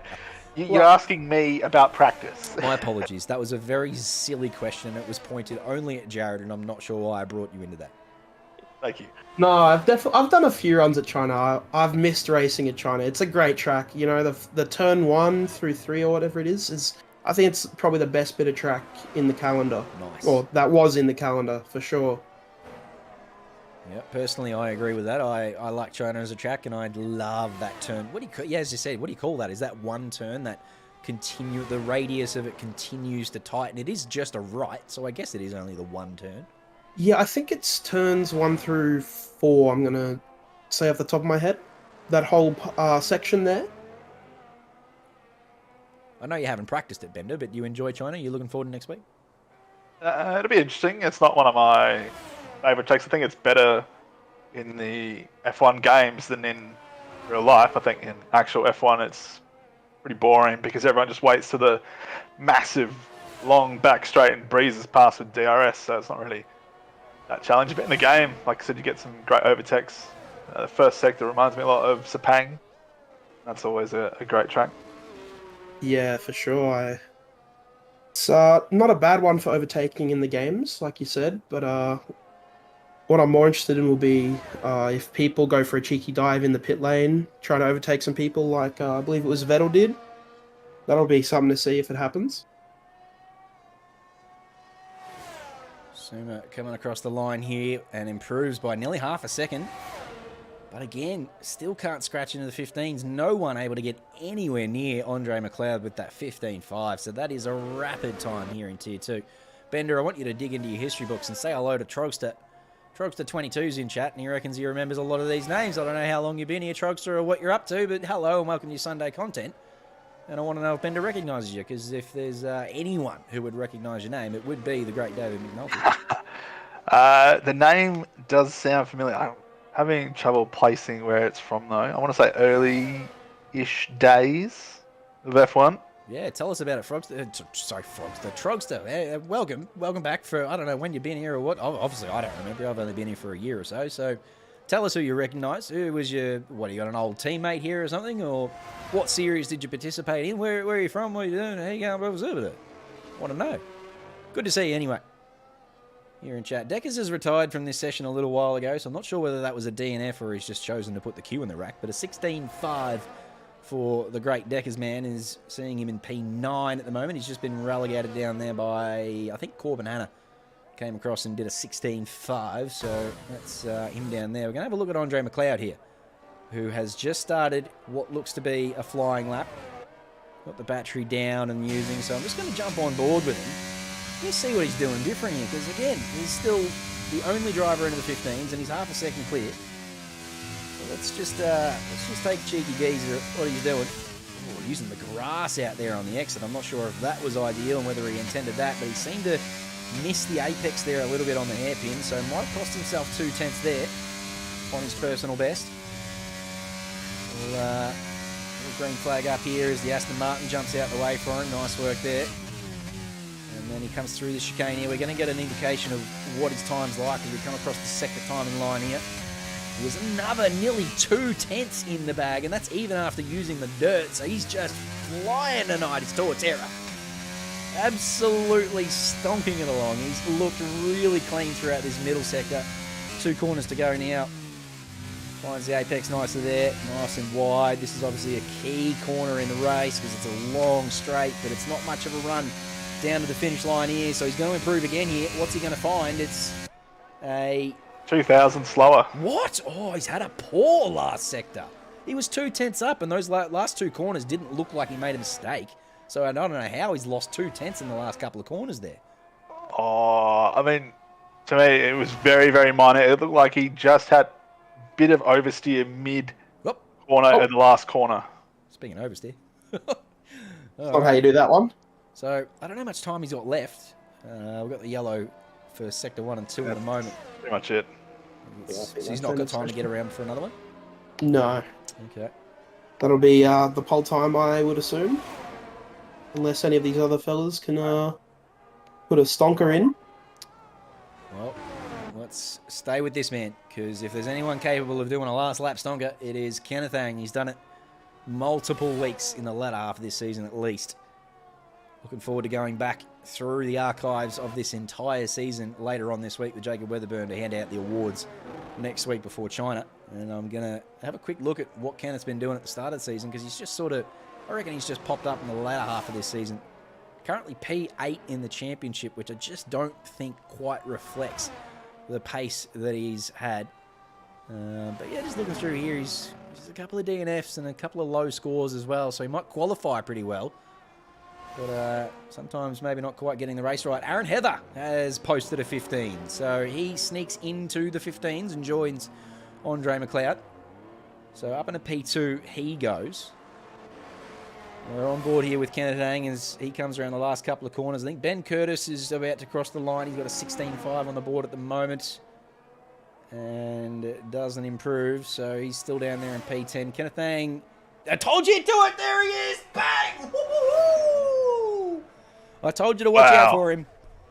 It's quite an impressive lap from him there. Showing a bit of his pace. Bugger me. I warned you. I said look out for him. There you go. Here's Ben Curtis now, and improving up in a P8 with a 16.3. And it looks like the two Ferraris are the last to come across. Michael Gray up into with a 16.3 up into P8, and Momo here just taking the Jim's mowing line. I don't know if he's missing some of his wing there too, but he's into the pit lane. So that'll be it for Tier 2. Kenneth Ang does it again. Jacob Weatherburn will be shaking his fist. I swear, if he's watching this, he will say, I told you so. He would have predicted that about 10 minutes ago, Kenneth Ang doing that. And indeed he does. Wowee, what a final lap that was from Kenneth Ang. Andre McLeod will be shitting bricks. He was like, hang on a second, I was half a second clear of everyone for that entire session. Kenneth, what are you doing? So he relegates Andre to P2. Sorry, Jared, you go. No, some of these guys, they just pull it out, and the last lap, it's ridiculous. It's very impressive how they can just do that. Skill I wish I was able to attain. So, there you go. Wow. Predictable and yet still surprising from Kenneth Ang to put it on pole there at the very last with a 15.4.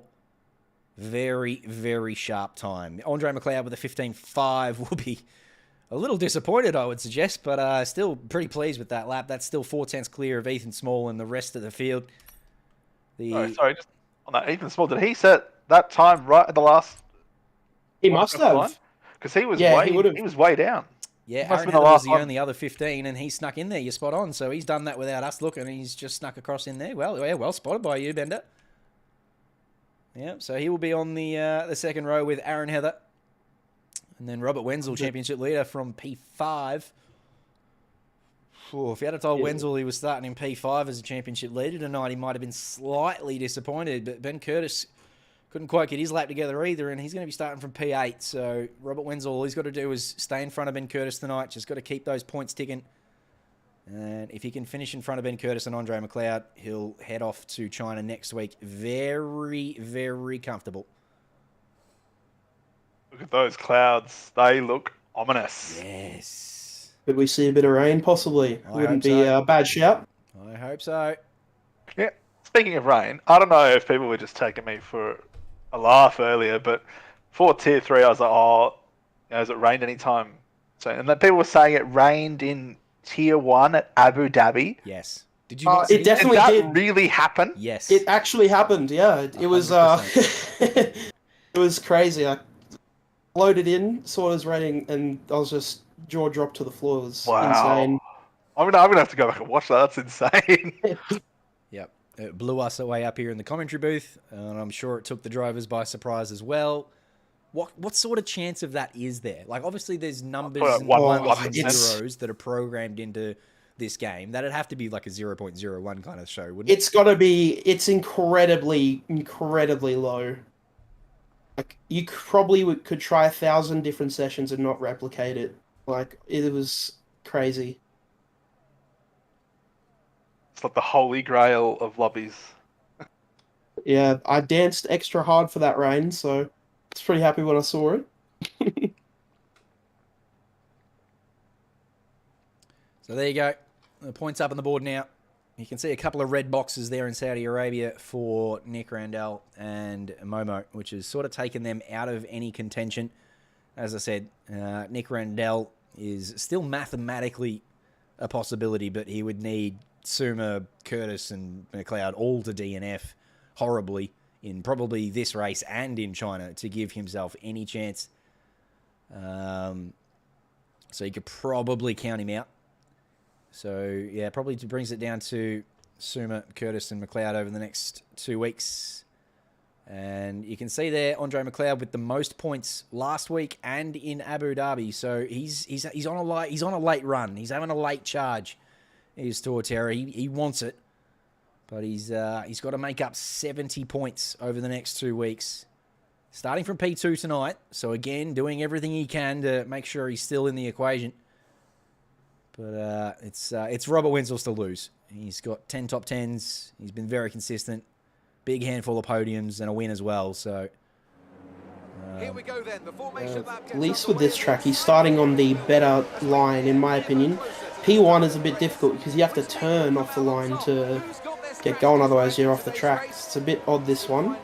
So P2, he'll be pretty happy with. Starting, getting to go straight. It'll be a better run for him down to the turn 1. see, that's why we've got the great man up here. That sort of knowledge there. I wouldn't have picked that. That's great stuff from you. Very sharp. Good mix of tyres out there. It looks like we've got a couple of softs back through the field and then a few mediums and hards up the front. So all the tyres being used here at the start by the drivers. And as Ben has said, those clouds looking threatening. So not sure if we can get a weather report from someone who might just sneak into Bowles Stream or something, or what's going on there. Might tell us if there is any rain coming. But if there is, the hard tyres might be the ideal one. Let's get down into turn 1. Bender, I'll get you to take us down there because I don't want any safety cars. Get us there safely. Let's go. Here we go, lights are out, and off we go. It looks like a decent start from Kenneth, but I reckon Andre perhaps got the jump there. Aaron Heather's already passed Ethan, up into 3rd. Here we go, Robert Wenzel, P5, having a look. No, nothing there, you can't get past Ethan. No yellow flags on track, so everyone's clean so far, which is what you want to see. But, oh wow, some big movers. Raj and Gerald up 5 positions each in the midfield. Seems to be pretty much it. Everyone else sort of holding position or maybe losing 1 or 2 spots. But the main thing for the championship, everyone is away cleanly.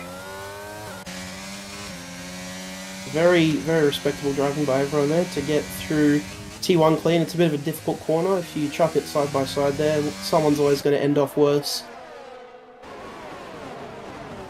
Yeah, Raj doing exactly what he did in Tier 3, starting on the soft tyre and making up a really strong handful of positions on the start. 5 is the same number of positions he made up in the first couple of corners in Tier 3, so repeating the dose here in Tier 2 as he backs up. Well, I think this is into his proper tier. Started from P. I don't know whether it's usually Tier 3 or Tier 2, I'm not sure, but He's officially a Tier 3 reserve. I Isn't think he? he's filling in for Tier 2, yeah. oh, there you go. He's just doing God's work, making a big fist of it tonight. Is Raj, as I said, off the start, looking very strong, and then he looked really racy too in Tier 2. Certainly wasn't waiting for other drivers to make the moves. He was foot planted, so good start from Raj, as you said. And Aaron Heather up 2 spots up into P2. He's done nicely as well. Ethan Small and Torterra have lost out a little bit, but nothing too serious. And as you said, Bender, no safety cars and no yellow flags, so everyone got through nice and safely. It's a good start from Tier 2, but hold on to your hats because that's what Alexis and I said about Tier 3. I think we got to lap 4 in Tier 3 and then it all kicked off on lap 4. It was either lap 4 or lap 5, and multiple spins and a few yellow flags and then almost a safety car as well, I think, and then the DNFs came after that, so everyone just settling in here nicely, but I wouldn't expect that to continue here in Imola. Just Yeah. quietly, Kenneth Ang here has got about a second gap here. That'll be good for him once DRS is enabled, because you get absolutely swamped here with the DRS. It is a bit ridiculous. Plus, if you've got ERS, it's worth about a couple of tenths on the straight. A bit too OP. There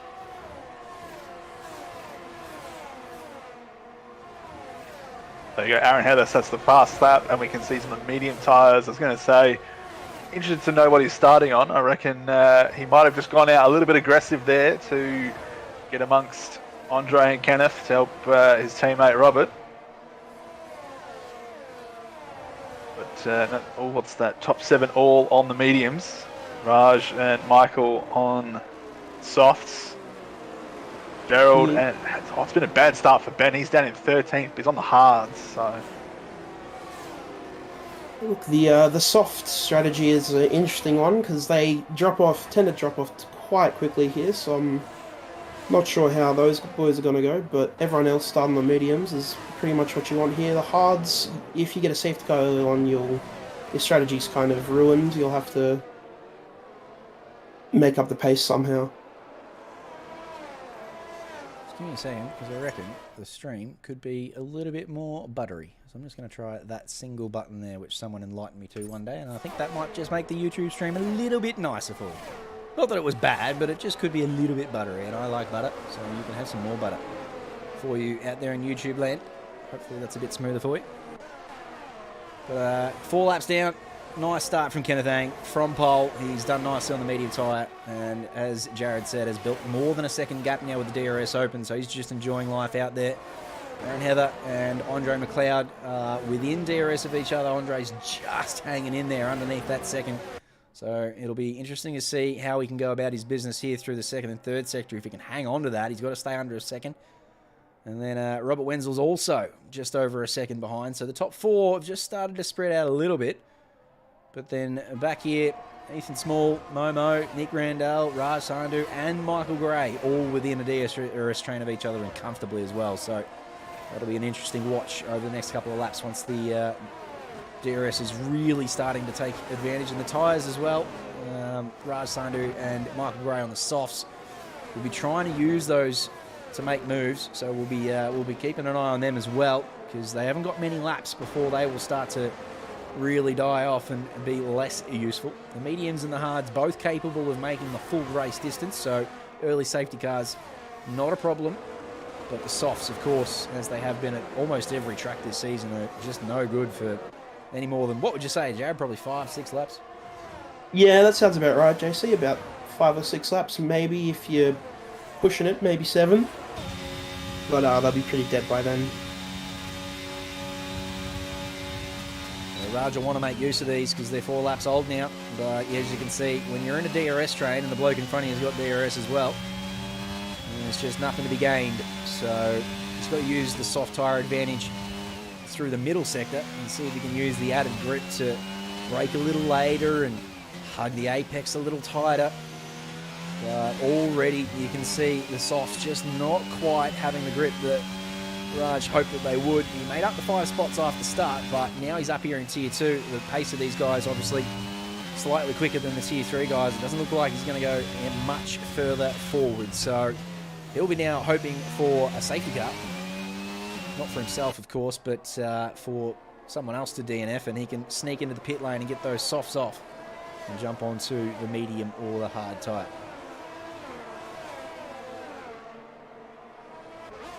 Yeah, I'm going to say Raj is on a 2-stop. That's a pretty safe bet there. Yep. Yeah, definitely. Oh! Oh. Nice, he's done nicely there, Michael Gray. Pretty tricky spot to have to try and rejoin the track, and he was just floating across the road. Hopefully he doesn't get a pen here for cutting the last corner. And he doesn't. Oh, Bender, was it you that got one after you rejoined something? You had to cut the corner or something? You got a 10 second for cutting the corner, didn't you? Yeah, that was the bit rough. I guess turn 1 incident here that took us across the whole chicane. I didn't even have control. I was just sandwiched in amongst cars, and then I was off in the sand pit here, and then when I came on at the end of the chicane, it gave me a 10-second penalty. I thought, wow, that's rough. I'm lost already, and yeah, now you're giving me this. Very stiff. And there was good awareness after the safety car restart where you'd caught up to the safety car after the safety car grouped everyone up, but then very quickly you dropped again. So did you spin after a safety car restart or something, or? Oh no, I just wasn't really trying. Oh right. I just had a 10-second penalty, and it's like, well, I can't really get it removed. So, yeah, just cruising around. Fair enough. Didn't want to DNF or anything because I wanted the replay. And you can't save the replay if you DNF, which I learned whenever the last race was that I attended. I think. Wait, what? Brazil. Really? Yeah. Yeah, it's doesn't let you save the replay if you get DNF'd. How are you supposed to report someone who DNF'd you then? You can't. you can't. Yeah, it's a Unless bit the stream's got it. rough. What are we doing? Oh, Cody's dear. works in wonderful ways. And we buy it every year. I don't know what.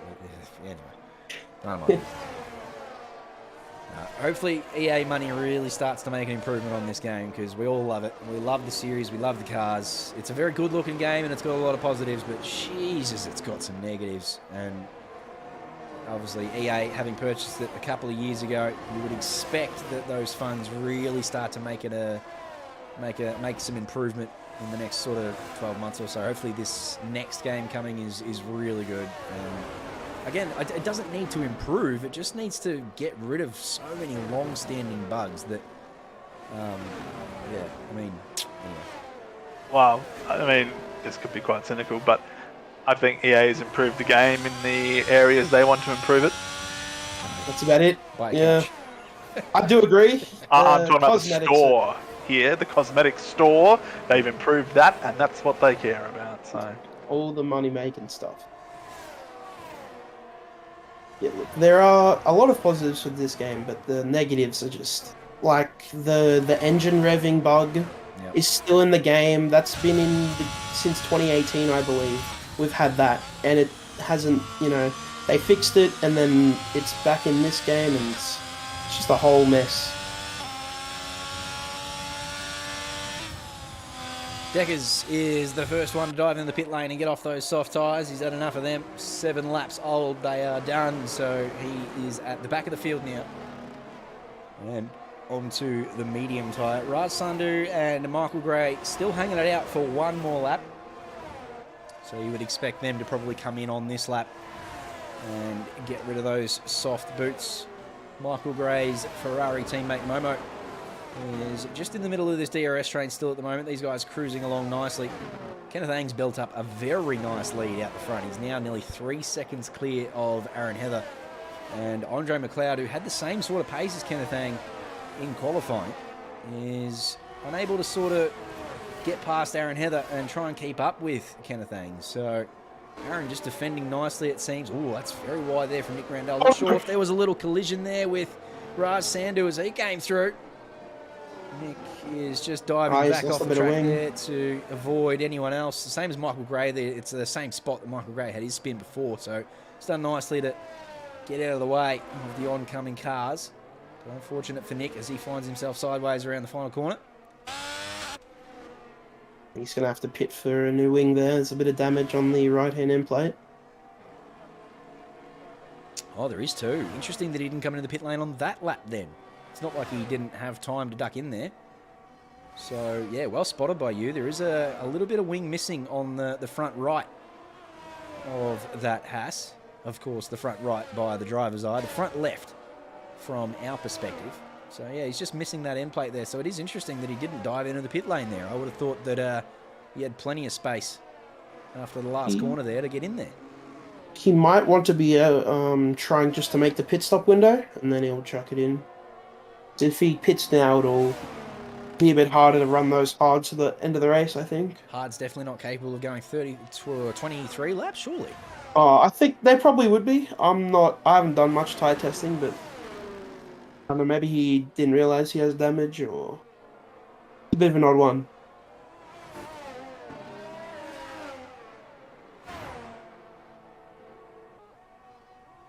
Kenneth Ang out here just busting out another purple on the medium tyres with full fuel, so he's clearly looking really sharp tonight. But again, as I said earlier on, he's got plenty of dark boxes. He's got enough pole positions to knock a house down, but he hasn't been able to consolidate those into really good race results this season. And that's why he finds himself down in P8 in the championship. He's just not been able to finish off his qualifying performances. His 4th pole position of the season this evening. The next best is 2 for Nick Randall, and everyone else has 1. So he's definitely got that 1-lap pace, Kenneth Ang. So to see him down there in P8 is almost mildly disappointing, both for him and us. We'd love to see him up there battling with Robert Wenzel and Ben Curtis and Andre McLeod for the championship at the moment. But no, alas, down there in P8. But looking good here. 4 seconds up the road from Aaron Heather. 10 laps down. So hopefully he can get a good one on the board tonight. Yeah, it's got the lead for Kenneth. Of course, we've got a McLaren around Claire Tay in sector 2 by the looks of it. What Kenneth's doing right now is probably helping Robert Wenzel because Andre, who started on pole, is not running away with the race, and Ben Curtis isn't beating him. So, yeah, Kenneth not in the championship fight, but taking points off Robert's rivals, or reducing the amount of points they can take off him, is perhaps a better way of looking at it. Yep, spot on. Absolutely. Suma just enjoying life. He's driving around by himself, basically. Suma in P4, just coming around the hairpin at the back of your screen there. He's got Momo about a second and a half behind him, so certainly not putting pressure on him and not within his DRS range. And yeah, Suma also 2.5 seconds behind this man. So just driving around by himself, and I'm sure he's okay with that at the moment. As Bender said, he's got the points lead. And Andre's in P3, he's 70 points behind, so that one position between P3 and P4, that ain't going to be worth 70 points, that's for sure. So he'll be very, very content just floating around in P4 at the moment, Will Suma. It almost seems like Andre's getting a bit held up here by Aaron. Probably wants to try and get past him as quick as possible so he can start catching back up to Kenneth, I would assume.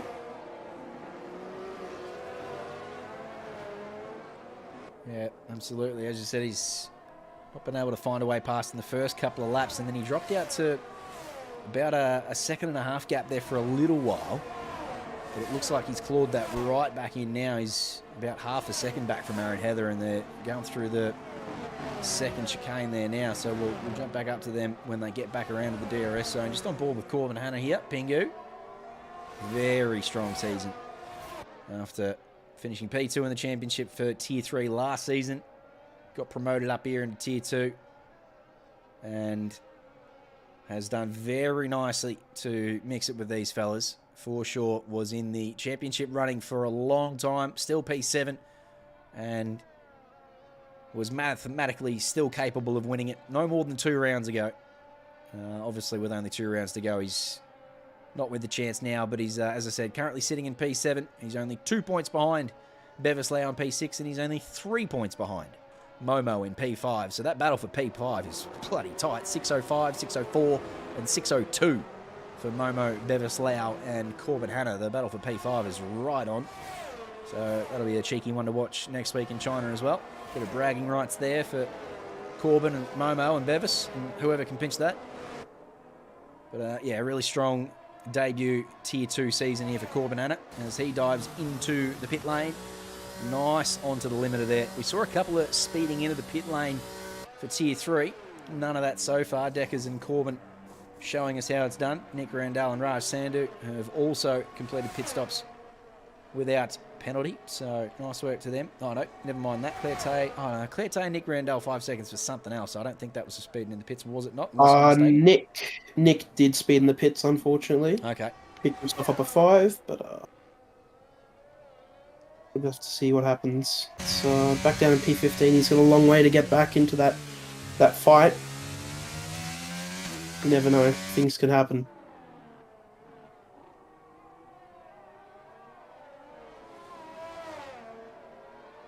So this is the battle we were talking about before. Andre, as we said, dropped out to about a second and a half behind Aaron Heather and has now closed that gap again. He's found a bit of pace on these mediums. Same mediums that Aaron Heather, Kenneth Ang and Robert Wenzel are on. So everyone here on the same strategy. And now he's got the DRS. So let's see if he can close up anything to Aaron Heather. You can see the red light blinking on the back of Berg's car there. He's flat out of battery. Whereas Andre's got 73% of his left. So he's just biding his time very nicely here as Torterra. He's been setting this up for a couple of laps now. And again there, the DRS just bringing him within 3/10. So he's gaining probably a 10th or 2 per lap. And he's just setting this one up nicely. He knows that Aaron's going around with no battery, so he's walking wounded. And he's got 80% of his battery left, so he's just setting this up beautifully. And we'll probably inevitably pass Berg here at some point, so we'll hang around with these two for a little while. Oh, I don't know. I reckon Andre might be in this lap because Robert Wenzel has just pitted and he's come out in a nice big gap, P9, the hard tyres. And the last thing Andre wants is thinking about Aaron when he's battling with Robert for the championship. Indeed, well spotted. Doesn't want to get undercut. Raj Sandhu's just joined the session. Unfortunate for Raj. I don't know whether his AI was in control there for a while. I must have missed him disconnecting, but he's at the back of the field, 40 seconds behind Nick Randall. So hopefully he hasn't got those negative 60-degree tyres we've loved so much this season. And he manages to keep that one going. Indeed he does. Great call from Bender. Spot on. Into the pit lane comes Kenneth Ang as well from the race lead. And Andre McLeod looking to cover off Robert Wenzel. So we'll jump on board with Suma. He's coming down the hill now into the final two corners. These two right-angled left-handers. He might get him here. The pit lane at Imola is quite a long one. It's a bit frustrating. Oh, maybe not. We'll get out just ahead. Got a decent gap there, yeah. There you go. That's the gap. So does it pretty comfortably. But Andre's still got to warm those tyres up, and Suma will have got his nice and toasty now. So that 2.5 second gap you would expect to come down to about 1.5 by the time they next cross the line. So it's not too shabby for Suma, around about the same gap they had when he went into the pit lane. Oh, a bit of a, not sure what that was, bit of lag or something potentially, or whether he actually did get crossed up there. Not sure what we saw there from Suma, but anyway, still going straight. No harm, no foul. Looked like a bit of lag with just the way the camera moved. Be interesting to see what Aaron Heather does, but I think he's coming in. He's in the pits now. Just quietly as well, we got Gerald Chu up in P3. Doing pretty good as a reserve right now. Not too bad. He tends to do a bit of that, Gerald. He's, Yeah. He performs as well as the group he's in. So he doesn't. He performs well enough in Tier 1 that you would expect him to dominate Tier 3. But then he gets mixed into too many battles in Tier 3. He gets messed up with other people's business, and he gets penalties. And he took out Nick Randall in Tier 3. Goodness me, I don't know whether you saw that, but he had a bit of a spin, Gerald. And I think, well, according to Nick Randall, who jumped into chat, he rejoined very poorly Gerald Chu and took him out and killed him. It wasn't just Nick that he did that too. He did it to Keelan Dryberg. Sorry, it was Keelan Dryberg. My apologies. I got the wrong name. Oh, there. okay. You're right. I didn't realise he. Yeah, okay. I only saw the one with Keelan. I thought. No, you're spot on. I've just got the wrong bloody name. So he didn't do it twice. It was just the one. So it was Keelan Dryberg. But yeah, so he's a quick boy, but just needs to rein that consistency in a bit, I think. for Maybe sure. you can give him some tips, Jared. Oh, I don't think I'm not the person to be giving tips. Let's be honest here, from my track record. Oh, now, Well, it's improved over the years. absolutely. I think I mean, all we need to do is look back at Australia 2019. That was a bit horrific. You're going say to the be trying out the start, are you? Yeah. Yeah. Look, had some shockers in the past, that's for sure. I'd have said this one before, JC, but you're currently sharing the booth with the only driver in OR history to have a suspended 5-race ban. I've heard stories of this fable. Those 5 races were the cleanest races of my F1 were. career. I was impressed, you know? When you have some danger looming over you like that, you get pretty good pretty quick. Good little deterrent, was it? It's good. Yeah, definitely. Yeah, no, look, as Bender said, I probably haven't been around long enough to hear all these stories, but I've definitely heard that one. And like, even just in the time I've been here, mate, I reckon you've improved out of sight. I think I had a couple of run-ins with you early on in my career, not necessarily in this game, might have been ACC, but I was like, who's this Jared Prix? Jesus, rah. Oh, no, speaking of, there goes. I think that was Joe Williams. No, it was Raj. Was it? Oh, the lap car of Raj, was it? Yeah. Yeah, it was too. He was pushing hard to stay with them. I reckon he probably had the pace given his mediums are quite new, but the game said, no, I've had enough of that. You've got a 5-second penalty for ignoring blue flags. But, yeah, didn't really get the chance to unlap himself there. Unlucky for Raj, considering the pace he's had. As I said, in Tier 3, 5 spots on the first lap. Here in Tier 2, 5 spots on the first lap. Of course, with the soft tyres, there's always going to be a bit of love, but he's done nicely at the start of both races. But it's not worked out for him here in Tier 2. 18 laps down, he finds himself at the very back of the field. I thought he was a lap down, but I don't think those times add up to a whole lap here at Imola, so he might just be still on the lead lap, just. Where's Gerald Chew? Oh, no, I'm pretty sure that's... yeah, Gerald's definitely lapped him, so... Indeed. Everyone done their pit stops yet? There'd still be a few that... Oh, no, there's only the two. Gerald Chew and Ben Curtis yet to complete their pit stops, so... they will be praying for a safety car. I assume they're both on hards. They are, 17-lap old hards, so they've got the life in them to go another couple yet. So they may just be holding out for a safety car. And if they get it, what a boon it would be for Ben Curtis. That is the ideal scenario for Ben. As Bender said, he was down the back of the field early on. So currently up here in P2. If he got a safety car now, that would be a massive bonus for Diabols. Currently P2 in the championship, 40 points behind. He needs a good night. Especially with Suma doing so nicely here at the moment, just cruising around in P6. Sorry, Bender. I was going to say a safety car really would bring Ben back into Oregon. He'd come out around where Momo and around Momo and before Decker's on the track. So he'd come out in that P6, P7 area, and then safety car, fresh tyres at the end. Anything can happen. Absolutely. So, yeah, those 18-lap old hards, they'll be stretching those out, I think, for as long as they possibly could. There was word in the chat, I don't know where in the Discord it was, but they were saying that the hard tyres can definitely do the whole 32 laps. Like, it is a very low degradation track here. And I believe Ben Curtis was part of that discussion. Of course, Ben runs most of the practice sessions during the week. He loves a practice session, does Diabols. Whoa, what's happened back? Hang on. What's going on back here? Did they just pass someone who was yellow flagged somewhere or something? I swear they both just avoided a car that was sideways, but there's no yellow flags back there. It looks like everyone's carrying on.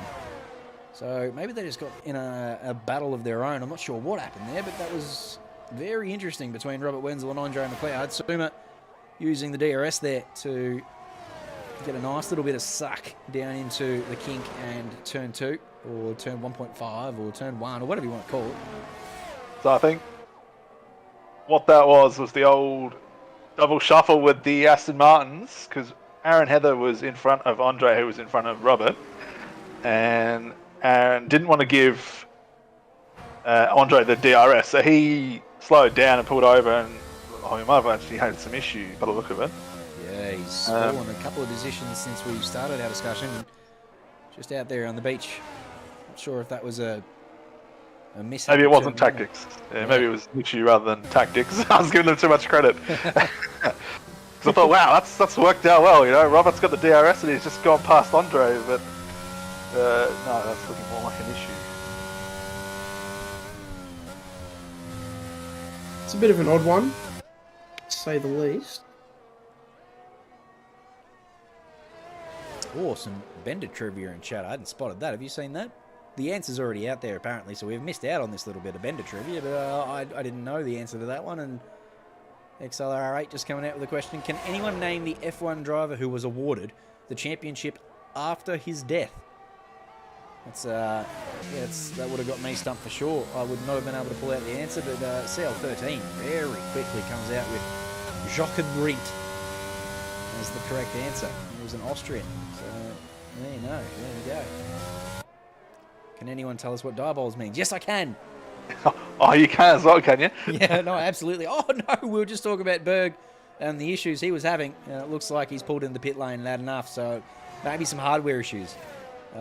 Saw him pull into the pit lane there. You can see him in the pit lane there of the Aston Martin garage, and he's pulled the pin, Berg, so I don't know whether he's going to jump into chat and tell us what's happened there, but just looked at... Oh, this is the McLaren Leclerc we're on board with. That's got a little bit messy through the chicane there at turn 1 and 2.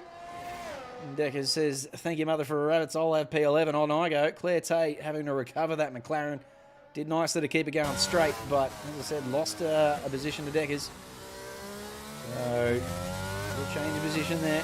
Into the pit lane for Ben Curtis. He's had enough of the hard tyres. Gerald Chu is hanging it out there. And Andre McLeod's out here doing purples. So yeah, that's enough for Ben Curtis. He's on the mediums with 10 laps to go.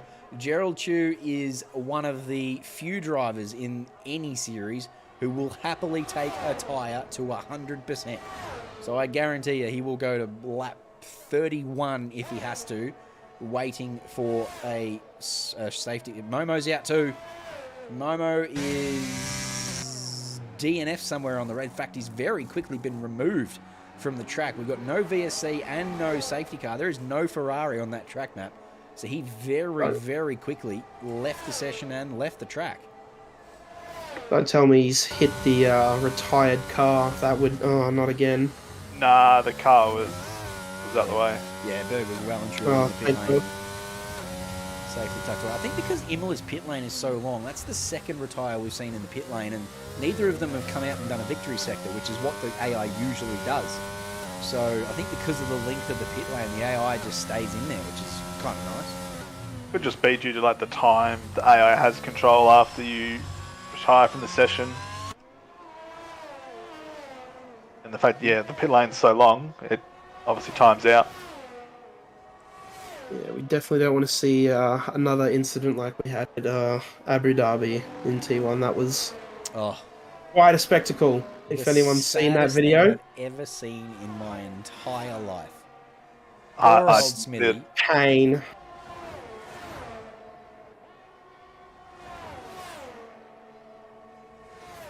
Ugh. Like, we all get frustrated as mid-pack drive. Like, Jared, you're pretty quick, but Banner and I, we're back in the field. We're back to the field, midfield, and we still get frustrated at DNFs and stuff. Fill me in on what happened. You haven't seen? You haven't? Oh, no, I haven't seen it. Oh no! With like 3 or 4 laps to go, Smithy, our championship leader, fighting with Zikai Chu all season long, no more than 40 points separating the whole season. He was leading the race. I don't know if he was in the lead at the time, but he was looking like he was going to win the race after the pit stops are completed or whatever. And Nick Randall had some hardware issues. He asked the race director if he could retire in the pits. He was given permission to do so. Pulled into the pit lane, retired. The AI drove out onto the track. 2 cars in front of Smithy got past the AI cleanly, but then as Smithy was going past the AI-driven Haas, it did a dive bomb to the right and killed Smithy on the side of the road with about, as I said, 4 laps to go for the championship leader in Tier 1. It was the worst thing I've ever seen in my life. We've got, there's clips of it in the Discord. Have to go and find it. I'll tag you in it later. But it was, you can't script it. Me and Yoda at the time, again, we never ever should underestimate Smithy, and we write him off sometimes. Oh, what is that? What is this strategy he's doing? Or what is he up to? And he always proves us wrong. And at the time, Jacob and I were like, oh, Smithy's made a critical error here. You know, in the last half of the season, he's made a few, and this is another blow. No, he got killed by the AI, and it was, just unreal. Wow, yeah, that's not something you can really strategize around either, is it? It was a very sad death, to say the least. It was the pain in his voice after the DNF. It just hurts. Yeah, the clip comes from his stream, so as Jared said, it's got his microphone input, and it's almost dead silence for a little bit, and then it's disbelief. You can taste the disbelief, and it's not even anger. It's not even frustration. Oh, no. It's literally just sad disbelief. It's almost funny at this point because it's a couple of weeks later, and but at the time it was it makes me feel sick remembering it. Goodness gracious. So definitely something we weren't expecting to happen, that's for sure. Did we miss something? Andre McLeod's got the black and white penalty flag next to his name. 3 seconds for too many corner cuts, but look at it. So Oh no. he does. Ethan Small going to have a crack around the outside of Joe Williams here in a turn 2. And That's a good move there. yeah, that is tricky to do around the outside there. He's done that nicely. I wonder what the tyre difference is there. They're both on 10-lap old hard, so no tyre advantage whatsoever for Ethan Small. That is no small feat to get it done around the outside of that, and he's done it nicely. We also missed Kenneth Ang go into the lead of the race, but that was probably pretty straightforward for Kenneth with the DRS, and 24 laps for Gerald Chu's hards. So Gerald Chu just hanging on to those hards for as long as he can, but you would assume they've lost a lot of life. He's been passed around about half a lap ago, and he's already 2 seconds down. So Gerald just struggling out there on those hards. Kenneth retakes the lead on 10-lap-old hards that will make it to the end, and does a purple for good measure with the first 17 of the evening, a 17.9 for Kenneth Ang. Gerald's had enough, and he finally comes into the pit lane with 6 laps to go. Good on him, though. 25 laps on the hards. It's pretty impressive stuff. Yeah, it'll be a threat for the fastest up there, Gerald, on the softs, provided he comes out in some clear air. Those softs are not going to be feeling good at the end of this race. That's for sure. He's got some overtaking to do. Ben Curtis and Corbin Hanno just asked him in the pit stops there. I thought Gerald was going to clear them comfortably, but no, he's just come out behind them. Ben Curtis, I'll tell you, this has quietly been a good strategy that's worked out well for him. He's up to P6, 2 seconds behind Joe Williams, and he's on the medium tyres. Got himself a good strategy here. Yeah, he could be on for P4.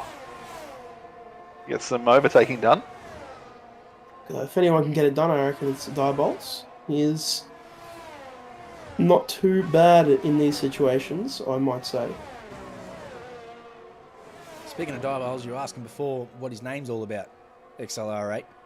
It is a misspelt Diabolus from Final Fantasy 7. I don't play Final Fantasy. I don't know which number or Roman numeral it is, but it's somewhere around there. He explained it to me no more than a couple of weeks ago after I should have asked him ages and ages ago. I said, are we pronouncing this correctly? And he goes, well, there isn't a real pronunciation for it because it's not a real word. It's something that he misspelled himself when he was making up his bloody name, and so that's what he just runs with. It is, as I said, it's Diabolus or something like that, which is a Final Fantasy 7 or 8 character of some description that he likes, and that's what he ran with. And yeah, he apparently spelled it wrong, so now he's just Diabols. But yeah, it could be Diaboles or whatever, but we all run with Diabols, and that's how everyone says it, so now it's stuck. That's how it is now.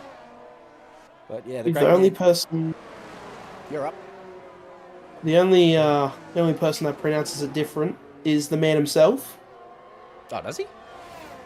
Yeah. In his the VC. Pronounces it different to us. What's he go with? Diabolus. He pronounces the E a bit more. Oh, Diabolus. Alright. He changes it sometimes. He doesn't like sticking to one pronunciation. Just messing with us, maybe. Damn commentators can't get my name right. Been here all these years. Angry man yelling at cloud. Well, he's bloody entitled to do that. We say it every week, you and me, Bender, but he is one of the kindest and most gentlemanly racers in any series in OR, let alone this particular series. So, deserves everything that comes to him. I think some would say a bit too nice sometimes, but he's definitely got that going for him at least, that's for sure. Well, we're down to turn 1 here. Corbin Hanna and Gerald Chu having a little go at it. Gerald with the soft tyres. We talked about the advantage he would have for a couple of laps at least until those softs fall off. Corbin not willing to give it up too easily. Did battle him pretty tightly through turn 1 and 2, and then had another little look down there into turn 3, but unfortunately on these 15-lap-old hards just doesn't quite have the pace of the legs left in him, so he'll have to tuck in behind, settle into P8 at the moment. But as Jared pointed out, those soft tyres don't last more than 4 or 5 before they start to drop off, so the last lap or two, Corbin might still be within a chance, but he's already a second behind, so he's not going to have the DRS assistance. And it will be a hard ask trying to get that position back over the last couple of laps. Speaking of, we've just entered lap 29. Kenneth Ang is light years in front of the field. He's nearly 4 seconds up the road from Andre McLeod. Has been really strong from start to finish, has Kenneth Ang. Qualified on pole with a blinding lap, as he so often does, last lap of the session. And has looked really strong here through both the first and second stint. So with 3 laps to go, it's looking like Kenneth Ang's race to lose here at Imola in Tier 2. No, but, Gerald Chu making that move on the curbing as well. Very lucky to not spin it. He really clobbered them. So good for him. It's a good move.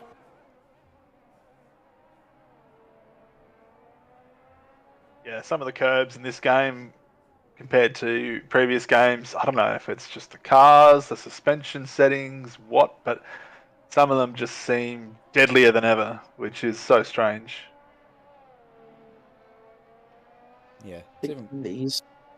The curbs at least was it the first chicane are not very nice. I think in all the games that Imola's been in. So that's this year and last year's game, I believe. Oh, not even just Imola, just any track really. Yeah, Some no, curbs that's pretty right. yeah. And the variation between them as well.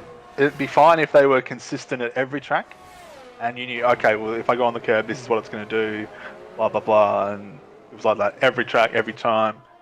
Well, you know, mostly similar, but there's just such wild variance between them. Yeah. So the old lad of Abu Dhabi had a horrendous curb on the outside of the second last corner, I believe. If you grabbed that, you're going Yes. off very far. Yeah, even away from the curves. Even the track themselves, like the road itself is inconsistent across the tracks. There seems to be a handful of tracks that are pretty good and have a bit of grip and are fun to drive on, but probably a higher percentage of tracks are just greasy, really slippery, and like in dry conditions that have no reason to be as slippery as they feel in this game. And so yeah, inconsistencies in curbs and in track grip, and of course in the bugs as well, very inconsistent. Yeah. So The worst track for that would probably have to be Australia from memory. That is super slippy. yeah, which makes no sense because it just got resurfaced, so it should be pretty bloody grippy. I don't know. Anyway, Yeah, exactly. unlike Turkey when we first went there after it got resurfaced. God, that was fun. Oh, that was a good race to watch. That's for sure. It was so exciting, wasn't it? Absolutely, it was a cracker. Bring back Turkey instead of China, I reckon. That's what we need. Yeah, good shout. That great track, Turkey. Wow, there's rumours from F1 journos going around that 4 tracks. We'll have a look at this overtake here. I think that's Joe Williams, Ben Curtis, and Gerald Chu. Oh, side by side, Joe just hanging on. He's got a couple of guys on much faster tyres behind him. Oh no! Oh no, Gerald! Oh, he's gone in bum first, so he would have no damage from that based on the damage settings that we use. But that has ruined any chance he's had of using those soft tyres to try and pick up those spots. And Corbin Hanna says, thank you very much. I'll jump back up into P7. And the patience has paid off for Pingu. So, yeah, back onto P7 for him. But as you said, this battle here between Ben Curtis and Joe Williams down into turn 1 was really nice. Ben looked like he was going to get it done around the outside there, but Joe was good to get back on the traction and get the power down and hang on to it. It was a great battle. Good respect shown too by the two of them. Of course, you come to expect that from both drivers. Hashtag and Diabol's very long-time servants of OLR and very respectful of each other. Nick Randall with a late purple here on the soft tyre with a 17.2. That's much quicker than the 17.9 we saw from Kenneth Ang earlier, so I don't think that's going to be beaten on the last couple of laps. Here we go, this is it for Diabol's on the last lap now. DRS and You might get him. Lloyd. I don't think he's quite close enough this time. Too far back. If he had more ERS, that move was definitely on. How much has Joe got? Yeah, they're both flat out. They've got none left. I think it had to be last lap for Diabol's. That was the opportunity. Yeah. It's going to take a mistake now from Joe Williams, you would suggest. So, another night where Andre McLeod picks up more points than Ben Curtis and Robert Wenzel. But Robert Wenzel up there on the podium, and yet again, looking like he's going to go into China in a really strong position now. He's currently got 40 points on Ben Curtis, so that will be extended. Kenneth Ang is your winner. Very strong performance from Kenneth tonight. What a cracking qualifying lap it was. And from start to finish, basically, excluding your pit stops and those sorts of shenanigans, he's done very nicely, has Kenneth. Robert Wenzel, and Andre McLeod 2 and 3. Robert Wenzel going up into P2 because of the penalties to Andre McLeod. So Andre actually drops back behind Robert Wenzel. And Ethan Small, Joe Williams, and Ben Curtis have crossed the line now for 4, 5, and 6. Pingu will be pretty happy with 7 there. Nice, quiet race. Hardly on the camera, so just kept about his own business. And again, very consistent from the Pingu man. And then the 2 Williams here. Dale Beveridge a late out, unfortunately. Doing some family business. Keelan Dryberg jumping up and having another crack at a race after his Tier 3 debacle. Deckers comes across in P8. His Williams teammate in P9. And Nick Randall will round out the top 10 here in Tier 2. Good stuff. Kenneth Ang. But Robert Wenzel, I'm sure, will be the happiest man on the track, extending the gap up the top with 1 race to go. He'll be very pleased to be sharing the podium up here with this man, Kenneth Ang. He's got the steering wheel on the podium. What? Hang on. Oh, it's a great victory. Run out. That's disqualification, isn't it? You've got to put the steering wheel back in the car before you get out. You can't do that. Dear, I haven't seen that one before. That's a bloody new one. Love that. Real quick, the fight between Joe and Ben was extremely close on those last couple of corners. I saw Diabols get ahead just for a fraction. It was close by them at the end there. Great stuff, Kenneth Ang from pole.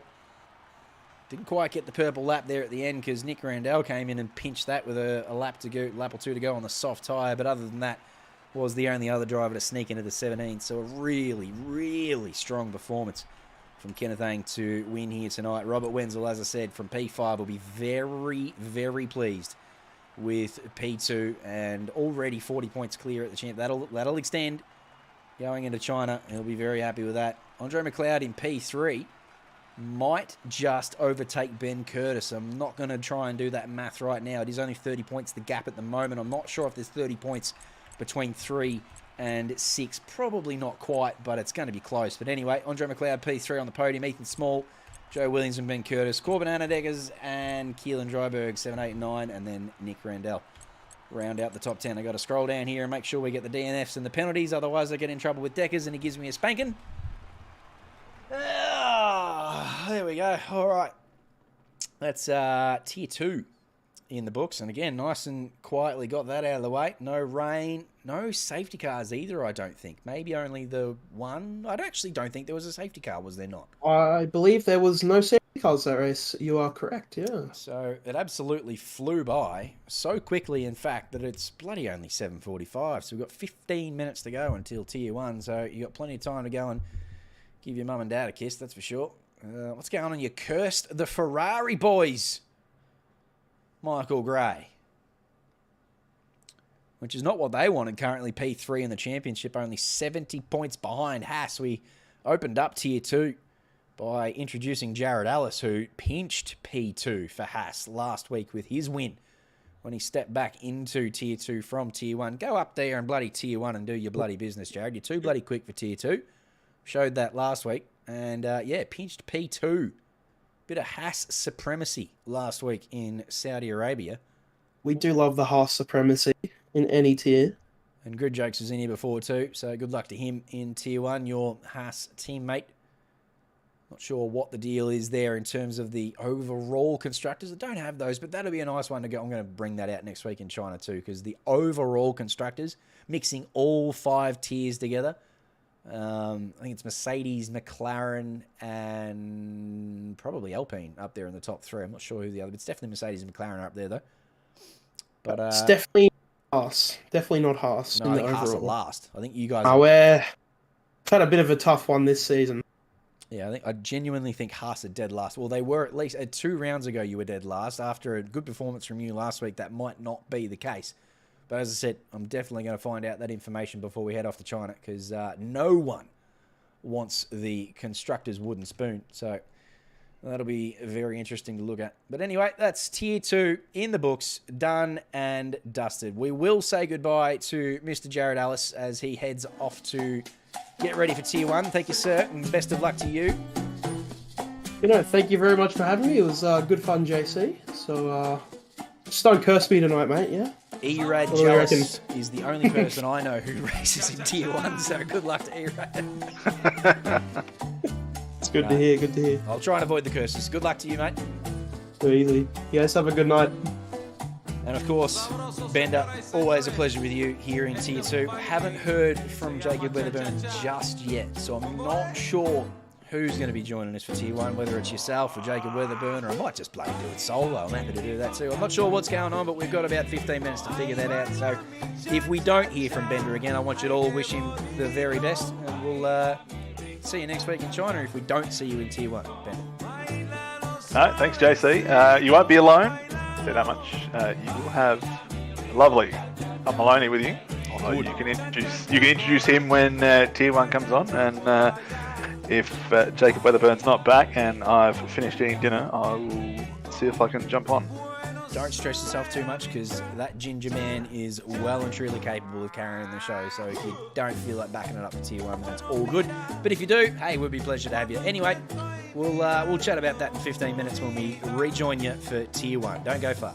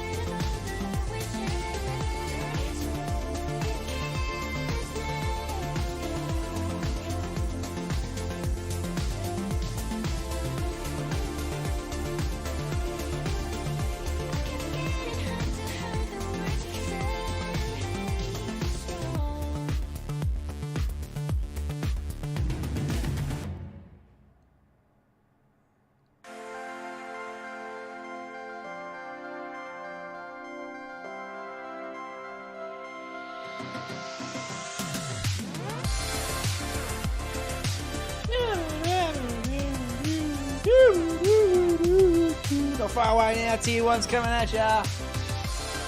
Tier 3's done. Donny Sadeo was your champion. Absolutely stellar season from Big Donny. And he took it away tonight. And he finished enough points in front of Imola. So he is your Tier 3 champion. Tier 2 saw Suma have a bloody red hot look at closing that one up too. Still mathematically possible for Andre McLeod and Ben Curtis, but Suma once again showing his strength this evening and just about closing the door. But let's get ready to get tucked into Tier 1 where it is as close as ever. I cannot wait to show you how close it is between Zekai Chu and Zachary Smith. But before we get to that, welcome to Tom Maloney. Hello to you, you ginger bastard. What's going on? Good evening, mate. How are you? You're in a good mood. I'm always in a good mood, mate. I love Sunday evenings, especially by the time we get to Tier 1. It's a little bit hard to sort of get going. The stream's a bit slow to start off, and I'm a bit sort of sore and tired. But by the time I get to Tier 1, mate, I'm all G'd up because I love the bloody... There's content so good in Tier 3 and Tier 2, so I'm just happy to get it going. So... staying cool where you are in down here in Melbourne with me, I'm sure. Absolutely, air conditioner blowing right in the face, so let me know if it's on the mic. Oh, I can't hear it. You're doing beautifully. All I've got is this delicious little tune, which is called Brings Back the Feelings. Good little ditty. Tell you what else we've got. I think we've got Jacob Weatherburn around. How are you going? Are you here? Good evening, gents. How are you? We're really good. If anyone out there doesn't know, and I'm sure a lot of you don't, bloody Jacob's just got off a plane. He's at the airport as we speak. He's got his laptop open. He's got his headphones in. And he's just, I think he's just got into an Uber and he's going to commentate Tier 1 from an Uber. So where were you on a plane today, mate? I think you went up to Sydney or something. What were you doing up there? Was just down there with some family and doing some shit down there and just got caught in the lovely traffic getting home. There you go. Well, bloody pleased you could join us here for Tier 1. Did you see what happened in Tier 2? I've been keeping... I didn't catch any of the stream, but I've been keeping an eye on the chats, and they're going a bit off, so sounds like we've had some good races. I thought you would have predicted it. Kenneth Ang, on the last lap of qualifying, pinched pole. And it was... I said at the time, I said, Jacob would have called that 10 minutes ago. Kenneth Ang's done that for the last couple of weeks. He gets the last lap of qualifying in, and he comes out and he bursts out for pole. And it was strange too because Andre McLeod had pole. It looked like he had it wrapped up. He was 6/10 clear. He was the only person to have done a 15 with about 4 minutes to go. And we thought no one is going to get close to Tortier here. And then sure enough, as I said, last lap, checkered flag was out. Kenneth Ang comes across and pinched pole. So he started from pole and dominated from start to finish, essentially. Really strong race from Kenneth. So, good stuff from him. But as I said, Suma was on the podium, finished P2, and just stretched out that gap that he's got. It was 40 points at the start of the night. It's going to be a little bit longer than that now. Andre McLeod did his best to stay with him. He also finished on the podium, so not far behind, but with only one race to go, he probably needed to finish in front of Suma, but yeah, good result for Robert Wenzel. And Ben Curtis not far behind either. I think only 4th or 5th, so he'll still be looking to take it through to China as well. But as I said, Suma, really, really strong. And the whispers on the street say we have a dry to wet race. Ooh, hello. 74% chance of rain, according to Ben Curtis. Well, I don't want to dampen those spirits any, but Bender said that was exactly the weather forecast that there was in Tier 3, and they didn't get rain at all. So they were... No, that's rubbish. They had rain in qualifying in Tier 3. Tom, are you contesting that is not the case? No, it was about 15% chance of rain at the end of the race. Oh, okay, all right. So maybe You've been lied to. Maybe not the whole 74. No, maybe I'm just misremembering what Bender said exactly. My apologies. I did get the rain in 15 to 30 minutes on the last lap of the race as well. So it was probably going to happen, just needed to be the full length for anything exciting to occur. But yeah, they had a nice little damp qualifying. In fact, it was a very interesting qualifying session in Tier 3 where they started on intermediates And the fastest lap of the session was posted on basically the third lap. It was very, very early on, and then it just got progressively heavier and heavier, the rain, and no one could improve. So we spent the last 7 or 8 minutes watching everyone literally just drifting. Like, they were just out there having fun. They weren't struggling in conditions. Amuano was literally just going around drift tapping walls for fun. It was great. Well, let's hope we get a little bit of moisture in the race then, hey? Oh, for sure. That'll just about top our evening off. I'm very much looking forward to seeing a little bit of a drizzle. At one of the most goated tracks in this game. Oh, big fan, are you? Oh, love this track. This is easily F1 and ACC top 5. Yeah, but you like Kyalami, so I'm not sure of your opinion. And he doesn't like Silverstone, so... And he doesn't like Silverstone. Yeah, I'm not sure. I'm not sure about you, JB. No, this track is goated. It is an amazing track to drive. Personally, I love this track in F1. I think it's a really nice flow for F1. I don't like this track in ACC for some reason. I haven't actually done a lot of races in ACC, so I'm probably still sitting on the fence, but I am erring towards a lack of enjoyment. So I don't know whether that's just because the McLaren's not strong here, or whether because I'm bad, or it's probably a combination of the two. I don't know. But, yeah, it's not high on my list in ACC, but I love it in F1. I do think it's a really nice track for these cars. Are we looking at a 14 for quali? We are. That is the... We are? Yep. That was the call from Peter Thomas, who was in here before. Jared Ellis also said the same. He said he doesn't think he's going to get a 14. He reckons around about 15.2 is the best that he would be able to muster on a good day. But he's going to do a 14 right now. Watch him do it. Big question was, did Jared have his warm-up race tonight? No, he commentated for Tier 2. He jumped in and helped us out for Tier 2. So it was myself, Bender, and Jared for Tier 2. Across your earwaves, and he had a bloody nice little debut just quietly. He was confident across the mic and didn't cut anyone off, and he had some 15.6 straight off the bat. That's not a bad little banker from Jared Ellis. Hello, that's nice.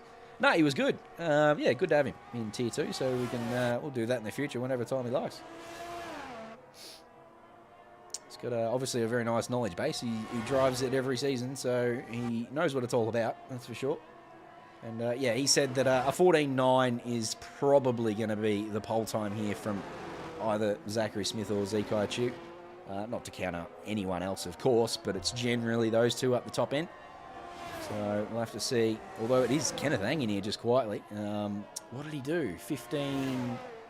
So it was a 15.5 and then a 15.4. He improved on his own time.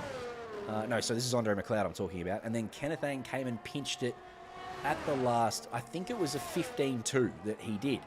So that is probably the best that Kenneth can muster. 15.3 is a very nice start from Daniel Lambert. So there you go. We're getting close to the 14s already. We're going deep. 14.5.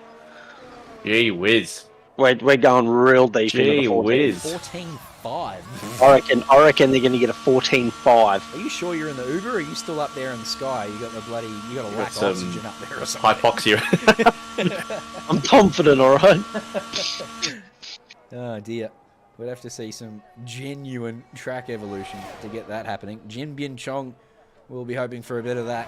He's quite capable of pole position here in Tier 1, I reckon, based off what we've seen over the last week. It's the only time he's got to have a crack at Tier 1 qualifying, so out here doing some snakies, trying to warm these tyres up and get ready for his initial hot lap. He's just letting a few through here, is he? Yeah, he is. It's interesting. He's going to have to get stuck in their dirty air for the first sector if he doesn't give them much space. No, I he's don't know good. if those guys He's are fine. coming in the pit lane, though, are they? Yeah, probably. Off he goes. We'll follow Jin Bin along here. Everyone else has already posted a lap, and Zachary Smith's on his out lap, so we'll see how Jin Bin goes here. Filling in for the Williams garage this evening. Give us an onboard for it. Will do. Just for you, Thank you, Tom sir. Maloney. See what gear he takes this Villeneuve chicane in. 6th, interesting. As opposed to, what would you suggest? Oh, I left it in 7th. Oh, wow, okay. Yeah, so Jin's looking for a bit of extra rotation. I love this corner up here, this left-hander. This is so much fun. I don't like these two here. I don't like this one, and I don't like this one here at all. The uphill left hand is not too bad, but you've already stuffed up the two right-handers by the time you get there. So, yeah, not a big fan of that one. I don't like this chicane either, especially in ACC. Again, I think this might be a McLaren-specific problem, but I've watched the Bentley and the Aston go over that, and it makes me sick because the McLaren just can't do it. So I think that's why I don't like this track in ACC. It's specifically because it's a McLaren problem. But this has looked pretty tidy from Jinbin. He's using all of the track and some. And even though the Rev Bug's playing tricks on us, it sounds like it's been a pretty good lap. It is good enough for P3. It is pretty tidy at 15.669. Nice. Still waiting for a lap time from Zach Smith. He's on one now by the looks of it. So the last one to post a lap. Oh, we had a very interesting... Alexis said that it was a common occurrence, but I've never seen it before, but she reckons it happens quite a lot. There was a VSC, and two drivers went into the pit lane to try and take advantage of the VSC. Everyone else stayed out. The drivers who stayed out, honest to God, it looked like they weren't... Tom Maloney was in the lead of the race at the time. You could tell us, what was that VSC like in terms of a delta? Because it looked like you didn't even come off the throttle. I managed to time it pretty well so that I could sort of get on the throttle, but I know they mentioned that if you go into the pit lane, it just breaks the delta entirely. So, yeah, everyone who stayed out looked like they weren't necessarily affected by the VSC at all. So we thought, oh, well, the guys who have just come into the pit lane here aren't going to get much of an advantage. And, you know, sure, they get a tyre change, but, you know, not much of an advantage. They came out of the pit lane and were instantly slapped with drive-throughs for speeding under VSC. So as Tom said, because they went into the pit lane, it balked their deltas. The VSC ended like 2 seconds after they came out of the pit lane, and they both got drive-throughs for coming out of the pit lane. So as I said, I've never seen that before, but Alex says it happens all the bloody time. Yeah, it happens pretty often. Unfortunately, it doesn't usually happen to the front runners. But my question is, are you surprised? No. I was not surprised. I was it was weird because I was shocked, but I wasn't surprised. If that makes any sense at all. I know that that's a bit of a double entendre there, but I was like, you know, this is crazy, but I am not surprised. Yeah, and it happened to Raj, who had such a good start to the race. Raj Sandhu had started on the soft tyres. He went up 5 positions in the first 2 corners, and then was challenging for like the top 4 positions on those softs. And then, yeah, got balked by the VSC and sent to the back of the field. And Amu Anna was the other driver. And, of course, Amu trying to challenge Donny Sadewa for the championship. Didn't need that at all. So, yeah, it just didn't work out. Hello to you, John. What are you doing in here? Get out of here. We only need low, attractive people in here. Nah, that's a lie. He's a very attractive man. The reason JC doesn't like a lot of tracks, John, is because he runs the front end of that McLaren slammed on the friggin' ground. So there's no wonder it can't take any curbs. Yeah, it's very true. Yep, that's very true. I've actually come away from that a little bit. I ran probably 2 clicks up at Silverstone, and it made so much of a difference going through Maggots and Beckett's. I could actually take those curbs through there and not hook the nose on a sausage and spin. It was actually really comfortable. So whilst it might not be as quick, it's certainly more consistent. And if you're not spinning 3 times a race, then you're going to be quicker. So, yeah, but you're not wrong. I do like a nice low front end. So all drivers have posted a time, of course, other than our fill-ins, Ben Curtis, Kenneth Ang, and Michael Gray. Surprised with Kyle Jackson down there on a 16.2. He can definitely improve that. He improves it to a 15.9, but he's definitely got more in him there. Yeah, still not quite as quick as Kyle's been all year, has it? The 16.2 you thought might be a slow lap, but that 15.9 is not much quicker, really, compared to where he usually sits. So maybe not Kyle Jackson's best track. Zekai as well, really struggling to put a, 15.5 is nothing to snip at, but a couple of laps where he's sort of not really been on the pace that we'd probably expect from him. If anyone's doing a mid-14, it's this man. Rocket Man himself. Dimitri Forrester, P2 with a 15.408. Andre McLeod has just posted the word balls in chat, and apparently YouTube doesn't like that and has hidden it. I don't know why the word balls. Like, that's unfair. It's unfair. Anyone can. What happens if I'm talking about basketballs? Like tennis. Tennis balls. Have you got a pack of tennis balls there, JC, that you can hand me? Smited. Nah. None of that. None of that in YouTube chat. No tennis balls for you. Very unlucky. Yeah, I can't post it, Andre. I got to alt tab out. But Andre has said 3-second penalties can eat his balls. So that's what cost him P2. Andre came across the line in P2. Here we go. He's just posted another one, and it's also been hidden. That he's tried nuts instead, and that also isn't allowed. Oh dear! Now John's come through with juicy balls. That's also hidden. All of these beautiful messages. But he's got basketballs through, so context. It's the auto smite is context sensitive. Oh, okay, all right. And Bear Among Men just posted nuts, so I think Andre's just in a bit of trouble with the Google odds. So YouTube can tell whether you're being naughty. That's him. I posted shaft. Oh god, chat's gonna light up now with everyone testing the limits of John. Oh, no. What's going on here? Oh, Jinbin goes to 15-1. Hello. Yes, sir. All right. Well, he said he was capable. With 5 minutes to go, he says, "Yes, sir, I am." We watched that lap and it looked pretty tidy, but I didn't think it was a 15-1. Bugger me, that's quick. Nice work, Jinbin. Let's go.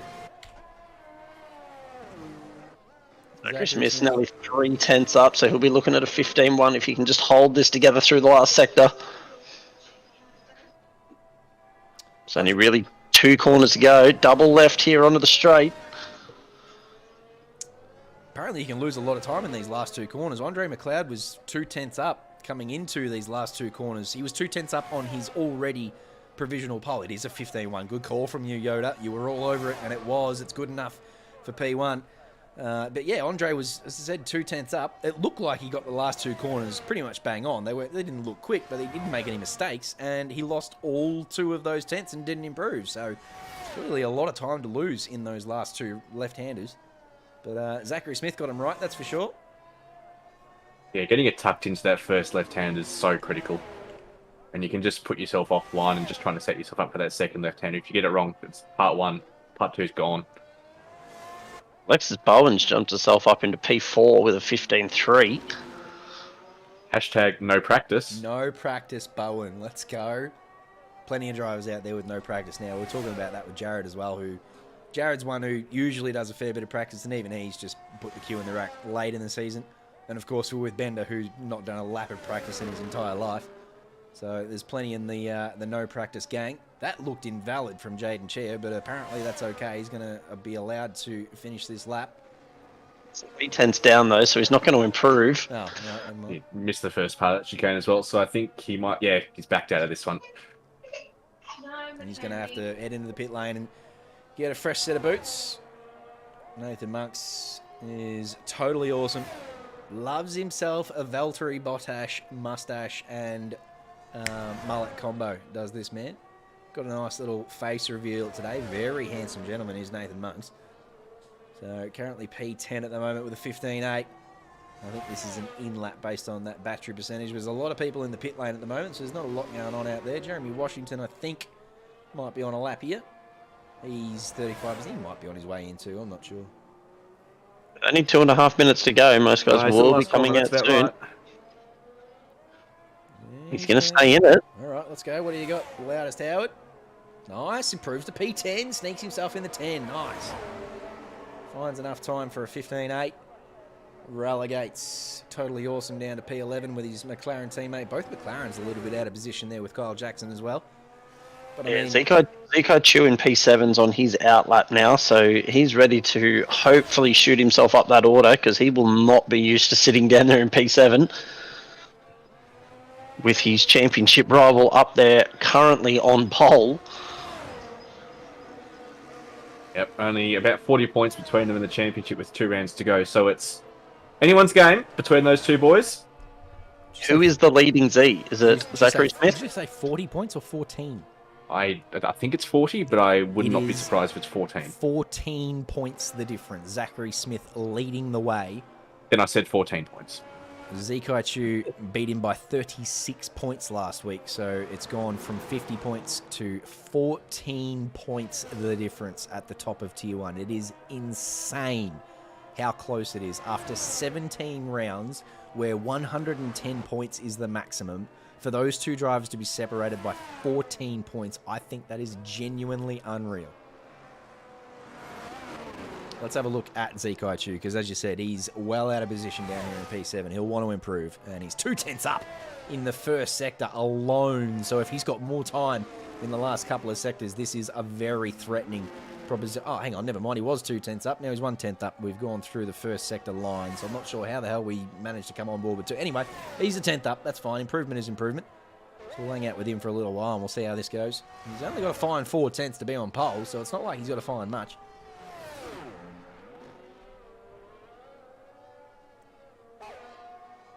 Interesting, you lifted through Aqua Minerale 1. It is definitely flat possible, but it does help you line the car up. He's theoretically purple through Sector 2, so this might be a mighty lap. Yeah, he went to 3.6 tenths, so nearly 4 tenths he's found in the first 2 sectors. If he's got even just half a tenth here, he will be on pole. It looked like he used all the exit curves as much as he possibly could. Oh, it's close, boys! P2. That's an incredible lap. 3:15.1s now.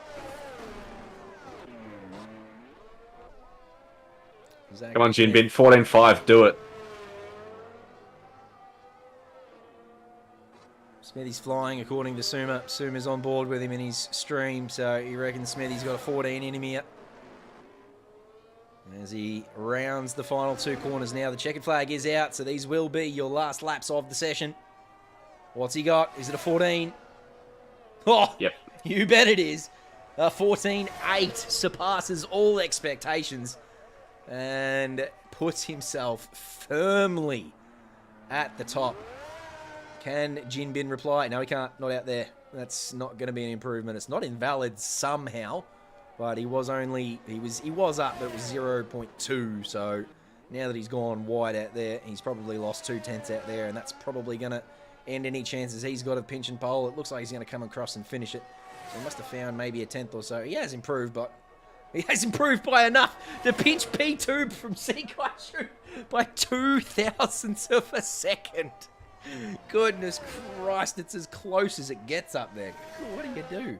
That's it. Everyone's pit and checkered flag. So Zachary Smith on pole here in Imola with the only 14 of the night. He is flying. Well spotted by Suma. He called that early.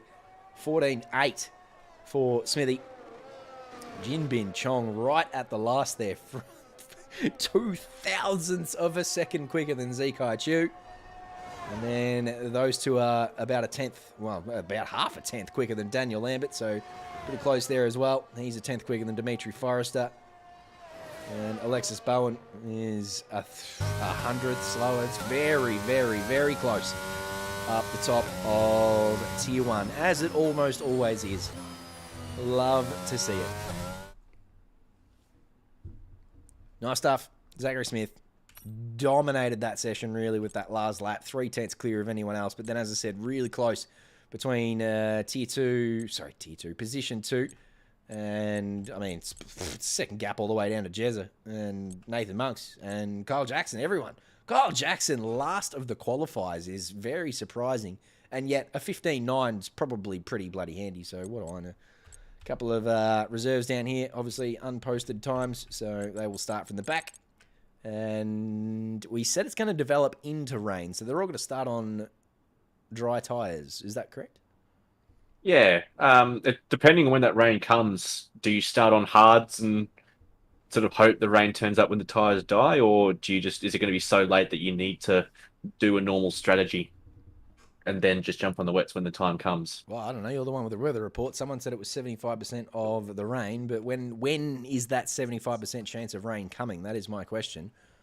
Definitely. Eyeballs. It is very ominous. I think it's raining already. Look, it is definitely already raining. That is a very wet pit lane, and it is clearly dropping with rain already. So it's going to be a wet start, and we're not going to see any dry tyres, because if it's going to be increasing in rain, then we're going to have a wet race here in Tier 1. Don't worry about your dry tyres. Get the inters out. Rain full race. Here we go. Full wet race. That's what we want. All right. A bit of Tier 1 content to see us out on your Sunday evening. You've got the points table up there. You can see for yourselves how close it is up the top. 1,242 points for Zachary Smith. 1,228 points for Zekai Chu. 14 points the difference. The battle for P3 is not really a battle. Kyle Jackson's probably got that one sewn up. Just needs to finish these last 2 races, and he will take home that. It's about 100 points clear of Caleb van der Reyden, who himself has been very consistent this season. You can see up the top there, no purples and no zeros for the top 4 drivers. That's what it takes to be at the top of Tier 1. Turn up every week and put points on the board, which they will again do tonight. Kyle Jackson, Caleb van der Reyden are here, as are the 2 Zs. Mid-season minor premier Brian Tan doing nicely to hang on to P5 there, but he's got Mitch Weatherburn for company. Mitch Weatherburn obviously not going to be challenging very hard for the last couple of races as he has pulled out and moved to Japan. Daniel Lambert is only 28 points behind, and he's definitely racing, so I wouldn't be counting him out from pinching P5 from minor premier Brian Tan. And I'll tell you what, Dimitri Forrester and Nathan Monks aren't far away either. They're less than 100 points away. So no reason that battle for P5 can't get a little bit spicy towards the end of the season. Didn't see Brian Tan's name on the grid for qualifying, interestingly. No, he was not shown up, unfortunately. Don't want to call him out, but I saw him log in to play Counter-Strike half an hour ago. So where is he? What's going on? What are you doing, Brian? Hey, I've called him. That's it. I'm calling him out. Where are you? Bit of Counter-Strike? So I don't want to call him out and then literally just call him out. That's how I go about my business. John made a Star Wars joke before. Did that land? I don't know if you're... I've ignored it. I didn't I've ignored it. I'm ignoring John. Oh, dear. I figured if I just ignore the Star Wars misreferences, they'll go away. I can tell you now, Yoda, they won't. They will get worse. Not if I block him. Oh, that's not fair. Just can't do that in real life. No, I know he looked for a reaction, and I'm going to try and let it go. You miss those beautiful MySpace face photos he posts. All of the intermediate tyres. I was going to say, before we got to see that it was raining, that it was, it's been an interesting mix of soft, hard, and medium for both Tier 3 and Tier 2. A lot of drivers starting on hards and mediums, but a few drivers mixing in there with soft, so it's been a good mix. And I thought we might see the same here in Tier 1, but it's not going to be the case. Literally every single driver on the grid has started on the intermediate tyre in these conditions, so there'll be no advantages off the line. There'll be no hashtag Joe Williams shenanigans. It'll be survival down into Tier 1. Turn 1. Why do we do that? And into Tier 1. Every time. Anyway, welcome back, Tom Maloney. You're up. 5 red lights. Long time when we're off. Looks like a bit of a slow reaction from Jim Bin Chong and the Williams, so I think Zach Smith's got a pretty clean start. Zekai Chu tucked in behind with Daniel Lambert, the 2 Mercedes going side by side. No, Zekai... It's gonna... Oh, wow, here we go. Oh, who's out there? Is that Alexis Bowen out there has just found the beach. Has to rejoin safely here. Oh. That's a tough place to rejoin. Whoa, here we go. I think everyone's got through there unscathed, though, thankfully. Got a McLaren at the back, but other than that, wet starts, 4 wide into turn 1 at Imola. Don't do that in the future. Alexis Bowen took the sand trap route through turns 1 and 2 there. Decided the water was in the air, so it was a beach. It was a bloody good effort from everyone dodging her. Her rejoin was safe, but everyone had to be aware she was coming. And her teammate, Jeremy Washington, was the first to visit her, and they both did very nice. Oh, the AlphaTauri there of Kenneth Ang, I reckon that is, who's just got a little bit sideways and happy on the way through that double left-hander that Tom Maloney gets so wet about. And indeed, he's just about pulled it up and not got into the wall. So he's managed to avoid carnage there, but he is now at the back of the field. Zachary Smith already up to a 1.3 second lead. Just to try and stretch that championship lead out for himself. Been a great start by everyone. It's been relatively clean in the wet here, besides obviously Kenneth Ang having a little moment there. Some guys are really getting loose in the rear end out of that last corner. Zachary Smith goes quickest with a 28.1. Not a bad first lap. It's a very good first lap considering in Tier 3 they did 25 on pole in these conditions. So to be only 3 seconds off that with full fuel and obviously... And a race start. And a race start. Yeah, exactly. It's a bloody handy time for sure. Straight off the bat from Zach Smith. It doesn't look that wet. Like the rain doesn't look that heavy, and there's a Red Bull round at the back. Michael Gray, unfortunately, subbing in, having a bit of an oopsie out of Tamburello, but it doesn't look that wet. You know, it doesn't look like the rain's too heavy or anything like that. So, almost, you know, if the rain stops, it'd be a good crossover onto slicks. If anyone at the back wants to do something a little bit wild. But again, wasn't the word the rain is going to increase? I thought it was a 75% chance of increasing rain. Is that? Well, that's the theory, but you know. Yeah, we never know with Bugmasters. Yeah, fair enough. Yep. So good start from the front three. Zachary Smith, Jim Bin Chong, Zikai Chu holding fire after the first 2 laps are down. We're on to lap 3 now. And they are 1, 2, and 3. Dimitri Forrester got past Daniel Lambert and has moved up into P4. Caleb van der Eyden and Jaden Chair have both had tidy starts up a couple of spots each. And Jared Ellis, Jeremy Washington have also had nice starts. Kyle Jackson's done very nicely after qualifying last of the times, well, drivers who posted times. He's gone up 3 spots and finds himself in the top 10 now. Grid Jokes has fallen a couple of spots back. And Alexis Bowen we've watched go very wide out there and took the beach route at lap 1, so she's dropped down to P12. And that's about it. Ben Curtis has just gone back to P14 after picking up that spot, so he returns to P14. Nathan Monks gets that one. And we just now get to tuck into a little bit of a stalemate here. You would expect most cars to just sort of try and get into their race pace. We generally see cars sort of get out to about a second and just a bit of a spread starts to form. Dimitri trying to buck that trend here, though. Yeah, Dimitri's looking quick. He looks like he's got a handle on these wet conditions. Zikai Chu's struggling just a little bit. Dimitri is looking fast. And he's got a run here. Looks like he had to get out of that throttle a little bit there. Zikai thinking championship. Yeah, exactly right. Zikai's playing for the championship. Dimitri is obviously quicker than him, and he's not going to care that Zikai's fighting for a championship. No DRS in these wet conditions, so top speed rules. Those Alfa Romeos have had great top speed all season. As Kenneth Eng picks up 3 seconds for multiple warnings, we are only on lap 4. That is going to get dangerous. Yeah, they are mighty sensitive on this track. Yeah, we've had plenty of penalties tonight, so it is a track where penalties are fruitful, but I think that would be probably the earliest we've seen a 3-second come through. So, yeah, as you said, Jacob, nice and early for Kenneth. He's got to be careful he doesn't start stacking that up too hard, or he will find himself... Dimitri's going to have a look here. In the next couple of corners, he wants to get this move done. He will pull away from Zikai if he can get past him, and he wants to get a shot at Jim Bin.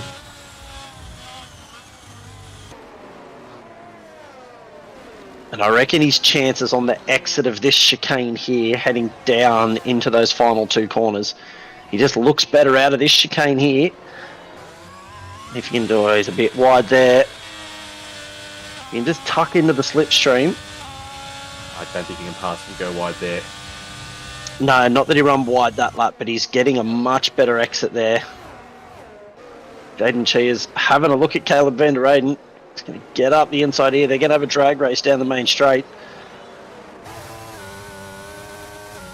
But as Tom said, with no DRS, he's going to have to tuck in behind and try and use that slipstream and drain that battery.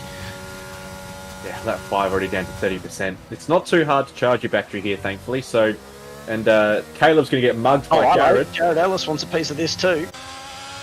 Almost made it work around the outside in the wet. That would have been a very nice move. It was pretty brave to attempt it, and they both did very nicely to stay out of each other's side pods, so they both lived to fight another day. Jared, a little adventurous there, but it was worth a go, and he nearly pulled it off.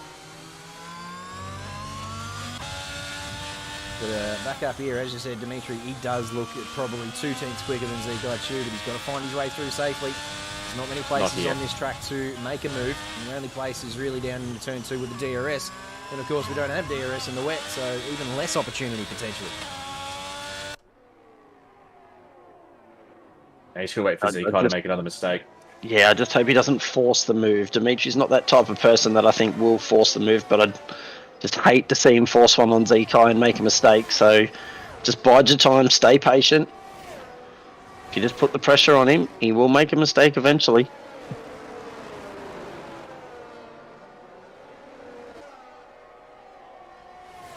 Looks like you've just got to drain the battery down this main straight to have any hope in overtaking someone. Yeah, it looks like Zekai's almost got like a dry setup on. He's so quick in the straight line. Dimitri can't do anything about it. Daniel Lambert's catching back up to Dimitri as well, so we've got a few little battles starting to form here. Jared Ellis has got that move done on Caleb van der Eyden at some point. Yeah, just down the straight there, he got it done well before they made it to turn 2 this time, so got it done on the very next lap, up in the P7 for Erad Jealous. But Zachary Smith's had a really nice start to this race. You can not see many other cars on screen with him. He's 2.5 seconds up the road. At the top of your screen there, Jin Bin and Zekai just coming into view, but he has done nicely to gap him off the start. Nearly 3 seconds up the road, only 6 laps in, so looking like he's got a really nice handle on these conditions and very strong here in the first stint. Nice and full battery too, so plenty of time to stretch out his legs and stamp his authority on this race. Any idea whether the intermediates are going to make it? We obviously don't need to pit when there's a bit of moisture, but you would assume that the tyre wear is still a factor. So any chance that some drivers might try and stretch them out for the whole 100%? I think it'd be silly not to try, but the recommended strategy is to stop, and I wouldn't want to be doing Imola in the wet on some pretty ugly tyres. That'd be pretty uninspiring to do, I would think. As Zekai is having a real hot go at Jin Bin now. Yeah, he's just found an extra bit of pace. Yes, too. Nice one. So I don't know whether Jin Bin made an error. It's not like the gap to Zachary's too much larger than it would have been if Zekai Chu didn't pass him. But now he's got Dimitri Forrester all over him as well. So I think Jin Bin's just lost a little... Oh, Dimitri. Goodness me, that was close on 2 occasions. Just a little bit of a wheel bump there with Jin Bin. And, well, of course, both drivers entitled to the lines. There was nothing wrong with that. Oh, Dimitri, keep it going straight, son. Jesus Christ, that was close.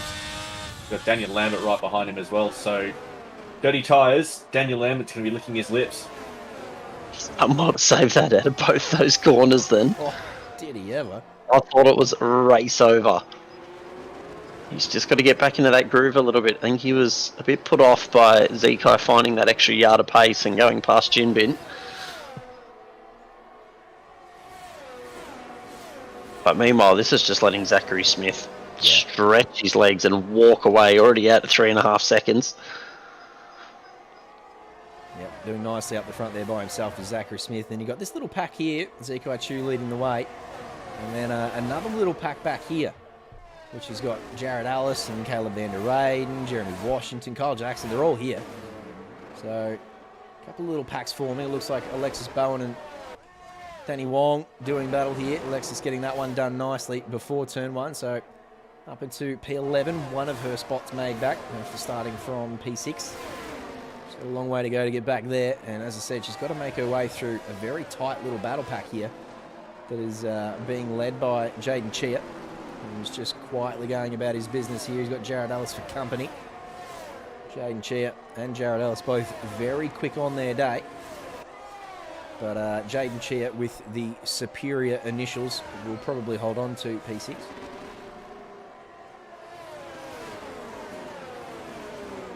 Nothing of that, JW? I was just letting that one go. Just let it slide. We only pay the good jokes, mate. That's fair. That's fair enough. I'll get better. I'll improve. It's pretty late in the season. If I'm still trying to find improvement now, I'm in trouble. Running out of jokes on the list. Zachary Smith goes purple again. He's just getting faster and faster. The rain's surely got to be easing off, dry line forming, or he would not be going purple laps if it was going to get heavier. Yeah, I don't necessarily think the conditions are improving too much. Probably just having the car come to it and getting a little bit more confidence in the conditions. Of course, no one practices wet driving, so just learning the limits of the car each lap and each corner, and each time he goes through the chicane he's getting a little bit quicker. So, and of course the fuel coming out of the car as well. So the conditions look pretty similar to when we started. It wasn't, I don't think it was raining at the start. It was like that light drizzle. some of us only practice the wet rush. Knowing you, Yeah, I'm right. not even surprised. Yeah, right. No, I'm not even surprised from Raj. The man loves a second stop. He loves the alternate strategy. Probably loves practicing the wet. I wouldn't be surprised. He'd be the only one. You'd be the only one, that's for sure. For sure. I usually figure out a wet setup as Jared Ellis goes deep. I think he gave Jaden Shea a little boot there. Caleb Venderaden grabs 3 seconds. Through that chicane, but I think there was a little bit of contact there from Jared. It definitely was. Yep. Jared Ellis just giving Jaden a little bit of help through the chicane there, and I think Caleb might have followed Jared's braking point, and that's what sort of got him that extra warning. So Caleb just getting a little bit entranced in the battle ahead between Jaden Chair and Jared Ellis, and lost concentration and grabbed himself his 3rd warning. So he is the 3rd driver to pick up a 3-second penalty. Of course, Kenneth Ang and Michael Gray, the first 2 of those. They're at the back of the field, so those 3 seconds won't be costing them much at all. There goes Jared with a big snap. He's managed to catch it and keep it going straight, but that will cost him 1, maybe 2 positions as Jeremy Washington sneaks on by. And he's got Kyle Jackson right behind him here too for company. Jared moves across and covers that off and says, hey, I've lost enough. Kyle sticks his nose up the inside, but respectfully so. He doesn't actually send it, just letting Jared know he's there. So good driving from Kyle Jackson, putting the pressure on the wounded Jared Ellis. And big snap there from Jared. It was a very good save to keep it going straight, but it has cost him a handful of positions. Back to P9 for Jared Ellis. Still a very, very good save, though. He'll be happy to drop 2 positions and still be in this race. Yeah, agreed. So he'll find his groove again. He'll catch back up. There's no doubt about that. But he's under some serious pressure from Kyle Jackson at the moment. He's got Alexis Bowen right behind him. Raj, where do we sign up for your campaign? Like, obviously, I'm telling you, myself, Bender, Michael I'm Pratt, in that. Jacob Weatherburn, we'd all be for a heavy rain only series. Don't worry about that. I think that would be more popular than people realise, and I can't believe there hasn't been even a little mini series, just like 4 races or something. I'm sure there would be the sign-up sheets in Bender's DMs. Surely we try there right now. extreme weather option that ACC has. Yeah, I want flooded, but I want it at night time. Yes. And traction control banned. Yep, absolutely. Just the full... These are perfect events for us to have over the Christmas period. Yep. And everyone's just looking for a bit of casual, fun stuff. Yep. Nothing too serious. Rock up, have a bit of fun. 45 minutes, just random grid, no effort. ACC at Bathurst is one of the absolute, and I think I said that 2 weeks ago or somewhere along the line on one of the streams. I'm exactly the same. That flooded GT4 race at Bathurst was 100% the most fun I've ever had in ACC. I've got plenty of races that I've forgotten about. That is not one of them. That is burnt into my brain how much fun I had with that one. The Wet and Wild race at the Bathurst 12 at the start of this year it would have been? Oh, absolutely mint. They're drifting out of this chicane. Everyone's got a bit of a loose rear end happening. John in chat saying he's crying using his G29 in flooded track weather. Sounds like a skill issue, John.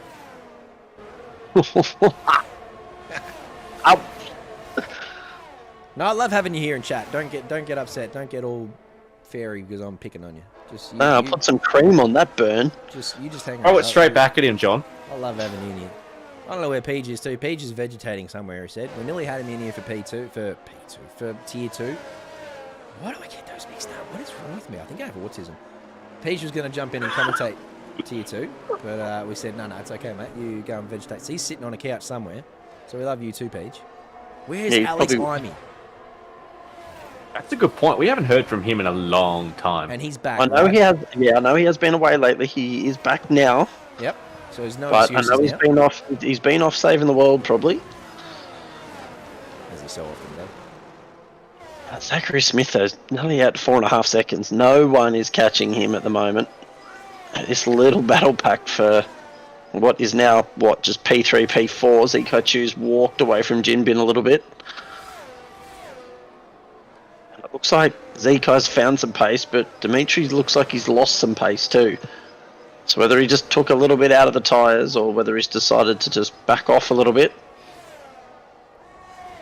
Yeah, it can cost a bit of energy to battle someone that hard and not find a way through. So maybe that, I think that might be exactly what's happened to Dimitri.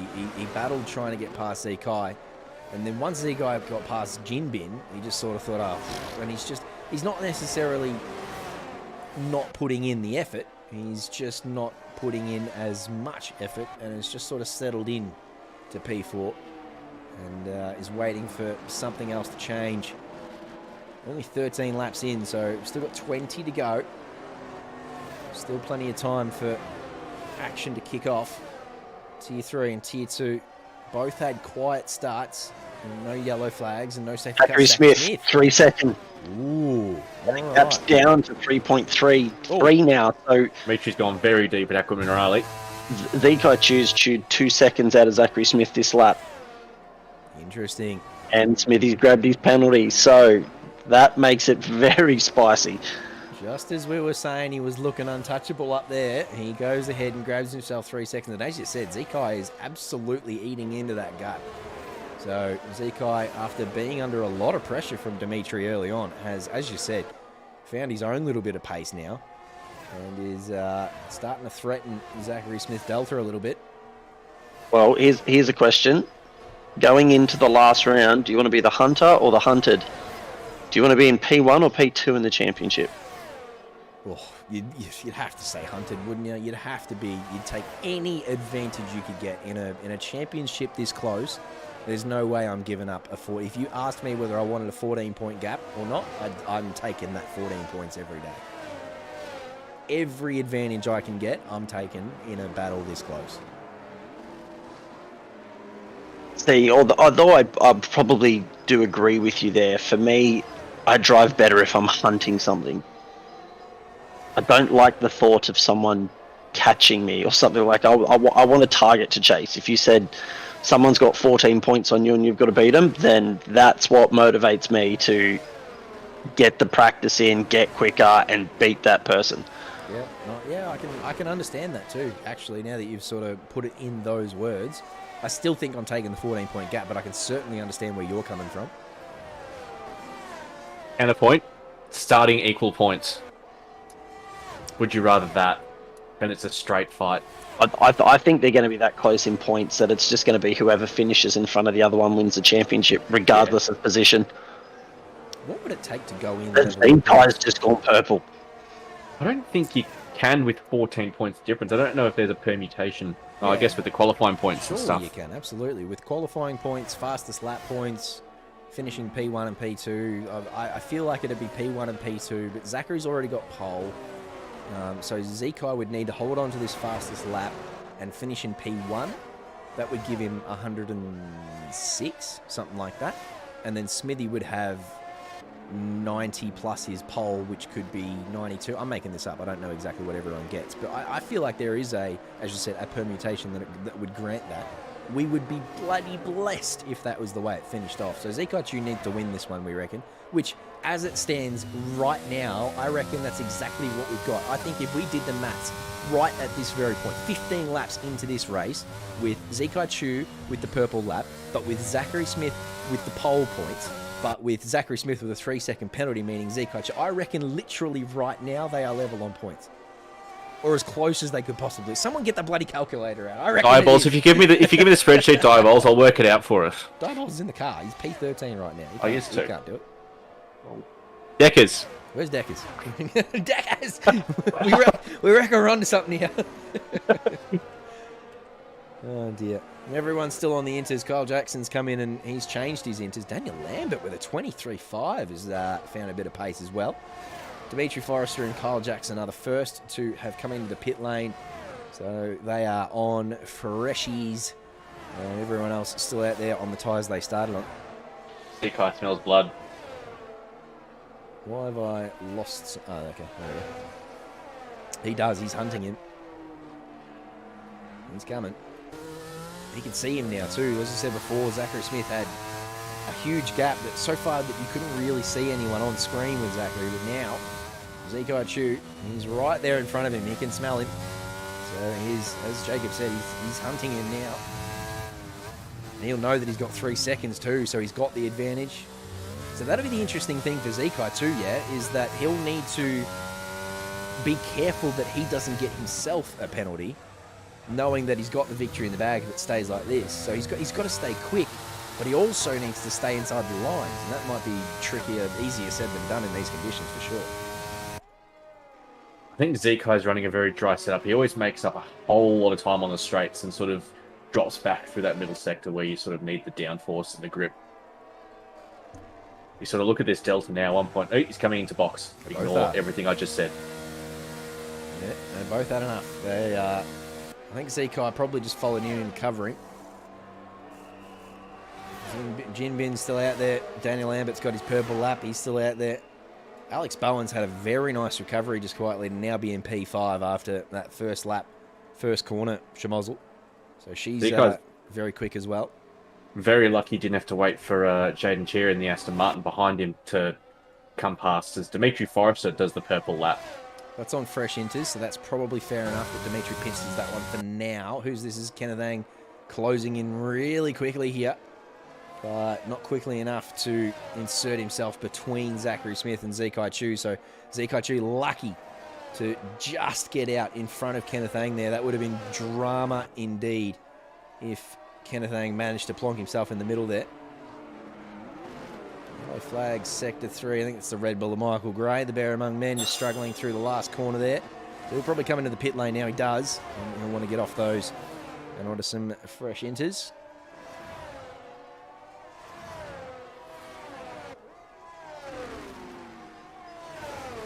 We've sort of just clicked 50% here. Everyone's done extremely well to keep it on the track. Yep, Tier 3 bringing the safety cars as per usual.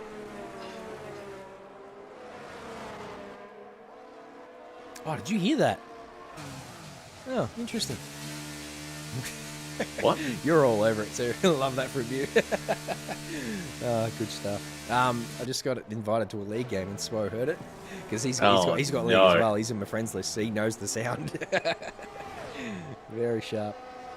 Very sharp work from you, Raj.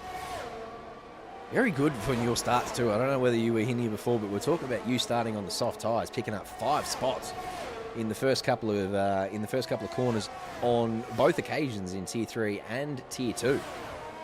So very, very sharp pace from you this evening. Looking very racy, especially in Tier 3. Challenging the front runners there and looking very pacey. So clearly a pretty quick track for you. What's Jin Bing going to do? Do you reckon he's going to pit, or do you reckon he's just going to try and hang it out? Yeah, I reckon hang it out. If 20 seconds back to Zach Smith, unless your tyres blow up, I don't know if the inters will blow up. I mean, obviously they will if you get to 100%. I don't know if they will get to 100%, but there's just not that much rain. The track just looks like greasy, not quite slicks. There's no spray at all. So maybe he's going to stretch out and see if Zach Smith's got it in him to chase down that 20 seconds. So there was chat earlier on in the week in the rooms that the mediums and the hards are both capable. I don't know if I misread this because it sounds weird to me, but the mediums can go 32 laps. So if there was an early safety car, it wasn't going to cause problems because anyone who started on the hards and the mediums could just change over to the other tyre and it would go the distance. So if that's the case, it must be a low degradation track. And therefore, can the intermediates go 32 laps? Would be the question. And if I think it's a low deg track, but the amount of load on the tyre means that if there's something did happen, you'd be in trouble. Jared Ellis just turned the afterburners on to go past Kyle Jackson there. That ass looked like an absolute rocket down the straight. I know Kyle's flat out of battery, which is not going to be fun to do another 13 laps with. Yeah, he just had nothing to defend with there, Kyle Jackson. So Jared Ellis said, thank you very much. Kyle, still not quite up as high as I thought he would be for this event. He's generally up there in the top 4 or 5, is Kyle. So just not quite got the handle on Imola. I was going to say these conditions, but he qualified basically dead last. So not necessarily his fastest track, Kyle Jackson. But he's got P3 well and truly sewn up. So he's not too stressed, I would suggest. He is the best of the rest this season, Kyle Jackson. Look at you rhyming. I'm a gangster rapper. I don't know that. No, that's terrible. Zachary Smith is making in time on Jinbin though. He is. And he's catching Jeremy Washington at over a second a lap at the moment, so those fresh inters are definitely worth being on. Don't know if this game does interslicks. If anyone remembers Turkey 2020. Yeah. Worked out for Lewis on that occasion. Kenneth Ang is looking a bit likely here behind Daniel Lambert. He's just sort of wiggling around it a little bit in Daniel's mirrors. He's just letting him know he's there. He almost looked like he was going to have a look into turn one. Thought against it. And then up into the second chicane, he also just dived to the inside. And it looked like he was maybe going to have a little look again. Thought against it. And he's obviously cost himself a bit of time in doing so because he's now dropped basically a whole second behind through this middle sector. So obviously was looking pacey there for a little while. Grid Jokes. Daniel Wong, Grid Jokes says, DNF, we have a safety car. Ooh, what's happened to that? And Jinbin and that have just gone past the pit lane. There he is there. Oh, that's so unfortunate. That safety car come out as Jinbin was at the start-finish line. Oh, no. Jeremy's got it stuck in there, though. That's worked out for Jeremy beautifully. The loudest Howard has been blessed by that one. But, yeah, as I said, poor old Jinbin. That sucked. Unlucky. But, as always, this sets up the spice for the remainder of this race. It's ruined Jinbin's plan of going to the end. Yeah, he's going to have to pit now, and he's going to go right to the back of the field. Unlucky, Grid Jokes. Looked like you George Russelled yourself there. That's the corner that he obviously spun under safety car. Not that it was under safety car where you spun, but yeah, unlucky to you, mate. Thing is, Jinbin didn't even clear the safety car. It got out that quick, so yeah. He is going to go back to dead last after he pits at the end of this lap. Savage. If he pits. Well, I mean, if he doesn't, I would suggest he's going to get eaten alive once the safety car comes in. But, hey, he might have enough pace to be able to hang on.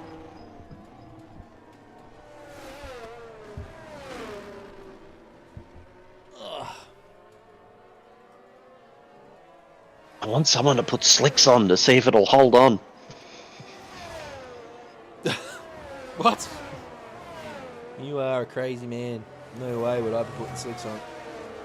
Well, I say that, but conditions can change very quickly in a Codemasters game, so maybe it's a bold call. It's very, very bold, but I've seen it happen.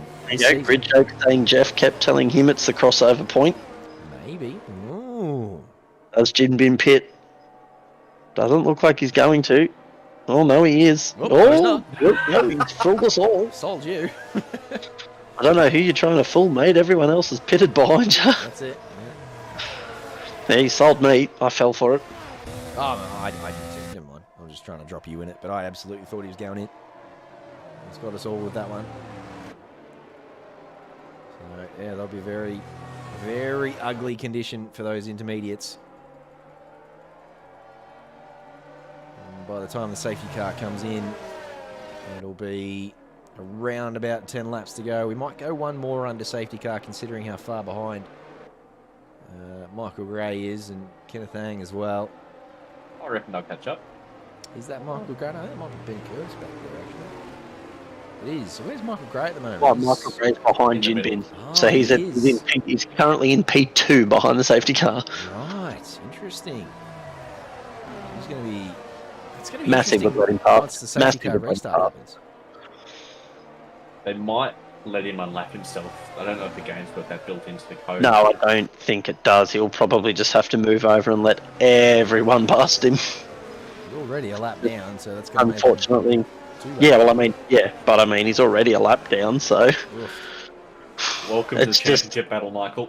Yep, it's just an unlucky situation. You don't want to get caught up in this battle. Yeah, absolutely not. I don't know if he's listening to the stream, but Jesus Christ, do not get involved in any of that. Just move over, for God's sake. Oh my goodness. Imagine that. We wait for Ben Curtis to catch up. Looks like we probably are going to do one more lap.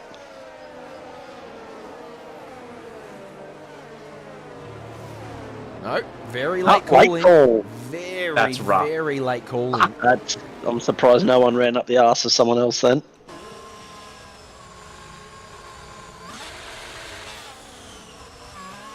Michael does the good thing He's there just- and comes into the pit lane. That's probably fair enough. That's probably the best way to avoid it all. Yep.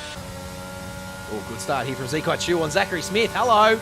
Yeah. Yes, sir. The restart has got it done. Don't worry about your 3-second penalty. I'm doing it on track. Zekai Chu was all over that safety car restart. Zachary Smith maybe just caught napping a little bit. Obviously, was watching Michael Gray go to the pit lane and Jin Bin Chong as well. And he's just gone and fallen asleep there a little. And Zekai Chu said yes. Ooh, good exit out of there, though. Zekai Chu defending the inside nicely, parked it. Said, no, you're going to have to go around the outside. And Zachary Smith had to get well off the throttle to avoid getting into the back of Zekai Chu there. So nice defense from Zekai Chu. And up into P2 he goes. What a restart. That was incredible work by Zekai down into turn one there. We did have a little moment between Jeremy Washington and Daniel Lambert in back play. Those two managed to come together and turn themselves around. Oh, no. Jeremy, after getting the blessing of the safety car lords and getting onto the fresh, and yeah, unlucky for Jeremy. Oh, well. Zach Smith is right on the tail of Zekai. Yeah, he's going to want this position back and he's going to want it done quickly. He'll have a look down into turn one here, I reckon. I think Zach's got a lot of wing on the car. That's why he was sort of so quick in free air. But I think we'll watch Zekai pull away a little bit, even with a slipstream for Zach. Yeah. Oh, that's rough. That is going to make a painful last 8 laps for Zach Smith. Just having flashbacks. If he is running more wing. When Jurecki's Audi around this day. Looks exactly right. Oh, here we go. He's going to be much faster. Sector 2 is probably going to be his best bet to get this done. Maybe up into the chicane. We're into this hairpin here. Absolutely has superior downforce on this Aston Martin. He's absolutely giving it to him around the outside of the hairpin. Let's go. What a Smithy. move. Nice one. All right, it's not over yet though. You would expect Zekai Chu to get that done down the straight again. So this is going to continue on this battle, I reckon. The two I don't different know. setups. Dimitri Forrester wants a piece of it too. He's right there and he's looking pacey again. That's the last thing Zekai Chu wants, is to have to defend from Dimitri Forrester. And especially if Dimitri Forrester gets past him, that is going to be terrible news for Zekai Chu. Just be asking Dimitri to kindly bugger off, please, so I can continue my battle with Zachary Smith. Especially with Jin Bin so close in front of them too. Jin Bin, like, Zachary Smith can't get away from Zekai Chu with Jin Bin sitting there. So it's perfect right now for Zekai Chu. He just doesn't look like he's close enough on this occasion, even with the lower wing. We'll see him close up here, but he'd have to be coming from a long way back if he's going to send it in turn one here. He's out of battery too. He's down to 22% after 2 laps. Dimitri's got heaps as well. So if Zekai makes a mistake, I reckon he's lost that spot. But Dimitri does have a 3-second pen on top of him as well. Yeah, if you're Zekai, you don't care about what cars are between you and Zach Smith as long as you're within 3 seconds of him. You know Zekai Chu's here motor racing this evening when he's got bloody 27% of his battery left, because he's usually got, he doesn't use it usually. So he Yeah, he's he pushing normally it. has his full battery. So he's having a red hot crack at it. 7 laps to go. He's still sitting with no penalties as well, so it's looking good. It looks like Jin Bin got that all wrong coming out of the chicane there. And Smithy had a little look, but couldn't get it done. And obviously he can't go too wide through this one, so that just brings Dimitri Forrester and Zekai Chu up a little bit closer. Again, they're within a 10. Just got to get... Oh, it's going to be deep from Dimitri. He's done nicely to keep out the back of Zekai Chu there. He's done so well. That could have been drama. He's locked it up, mounted the curb. He's done everything right to avoid Zekai Chu there. Oh. Because that would have been game over for the championship. Zekai's having a look at Zachary Smith here up ahead. He's going to get it done round the outside again into turn one. Jaden Chia comes out of nowhere. Caleb you don't Van really Reyden's right here too. Oh no. Oh, very well negotiated by everyone there. Jared Ellis is going to take advantage of that and try and hang it around the outside of Caleb Van Der Reyden here. This is a super tight battle. Everyone involved is 7 or 8 cars all having a red hot ding dong here, but again they sort themselves out nicely, which is what you expect from Tier 1. Having a red hot crack and putting everything on the table, but doing so safely. Zekai's gotten past Jinbin. Yeah. Oh, no! Oh, no, Zachary Smith has no, binned this is Jinbin. not how we wanted it to go for Zachary Smith. No. Oh, no. Oh, what's his front wing look like? Show me that. No. He's still got one. Has he got all his parts and pieces? I think so. Yeah, he might How be has that lucky, happened? but he's back in P9. Yeah, that's the important part. P9 with 6 laps to go. And the 3-second pen was, oh no, that's not what we wanted to see. I don't know if Jinbin lost it himself there or if he got a little touch. Wow. Coming to the pits. P1, must have some damage. Zachary Smith in the championship is coming into the pit lane. He is 14 points clear of this man, Zekai Chu, who is now in the lead. It was as close as it has been all season long. Zekai Chu and Zachary Smith, the two Zs, have been separated by no more than 2 positions, no more than 50 points all season long. I reckon the biggest the gap has been like 80 points. I think Jinbin's 27-lap old Inters had probably had enough. Yeah, I think he's lost it by himself too. Yeah, I don't think Zachary Smith would have touched him, but unfortunately had nowhere to go but straight into him. He's down there in P10, 26 seconds off P9. And it looks like Zekai's going to run away with this one now, which is going to leave Zachary Smith a lot of work to do heading into China next week. I want to say that this will be the first time this season that Zekai Chu has actually been in the lead. I can't remember a point where he's I think Zachary Smith has led the way. It's not been, obviously said it's not been much of a gap. But I'm just looking back. Obviously, Zachary won in Hungary and took the lead then. He lost 14. Oh, okay. So at round 2 in Australia, it was level. So that's, I think, as close as it's been. And then Zachary takes the lead again in Austria. Oh, no, Zekai Chu takes the lead in Bahrain, so he has been in front before. Jeez, it's been close. Look how close they are all season long. I cannot do the maths here. Oh, goodness me. Matthew Forrest has grabbed himself another 3-second pen as well, and there's a lot of penalties behind him, but they're all so close to him that that's going to be very costly. Kenneth Ang, 12 seconds. Oh, bad Zach worst Smith. Garbage for Zachary Smith. Why is he back in the pit lane again? He's having Yeah, another adventure through there. Yeah, he's decided to Is he pit going to try again. Oh, it didn't change his wing. Sometimes the game doesn't change the wing. And he's going And on it's sleeps. now on soft tyres. Oh no, so he's had to do a double pit stop and he's been jabbed for speeding. It's going from bad to worse for your championship leader. Oh my god. Oh, it makes me sick. After what happened in Abu Dhabi where he got taken out by the AI, it is all... Oh, the end of this season for Smithy is making me sick. So now he's out here on softs. I want to see how this goes. I don't know if this is... Like, it's still I don't raining. think it's right. You Nah. can see rain on the fucking... I think he's just going to try and pinch fastest lap for some extra points. Oh no, he'd have fastest lap, I think. He does. He's already got Yeah, it. he does. So Not by much, but he has got it. But these softs don't look like it. He's got no grip. This is John saying you would have uninstalled the game by now. fair enough too. You'd have absolutely no one saying that's the bad call. That's Jeff has decided that Zachary Smith is to not win the championship this season. No. I mean, I know it'll be mathematically possible still, but with how close these guys are every week, unless Zekai DNFs in China, unfortunately, I don't see it happening. We've seen weirder things. Jaden Shear's got past Dimitri Forrester up into P2. And remember back in Baku where Zekai was miles ahead of everyone else. And then second Binned last it lap, up to the stuck it in the safety wall. car. Yep. Singapore, same thing. Oh my god. Wow. Well, The Constructors glad- Championship is pretty handy too, actually. Just sorry to cut you off. The Mercedes currently 170 points in front. So the fact that Jaden Shee is up here he's rescued the situation a little bit because Daniel Lambert and Zachary Smith down there in 13 and 14. It could have been a big night for Mercedes with Zekai Chu in P1 if Jaden Shea wasn't able to sneak himself up into P2 there. So Jaden Shea has essentially kept Aston Martin in it going into China. Because, yeah, if he wasn't up there in P2, you'd just about put it in the books for Mercedes. This is another here we go here. between these three. Goodness me, That Jared Ellis wants to get involved.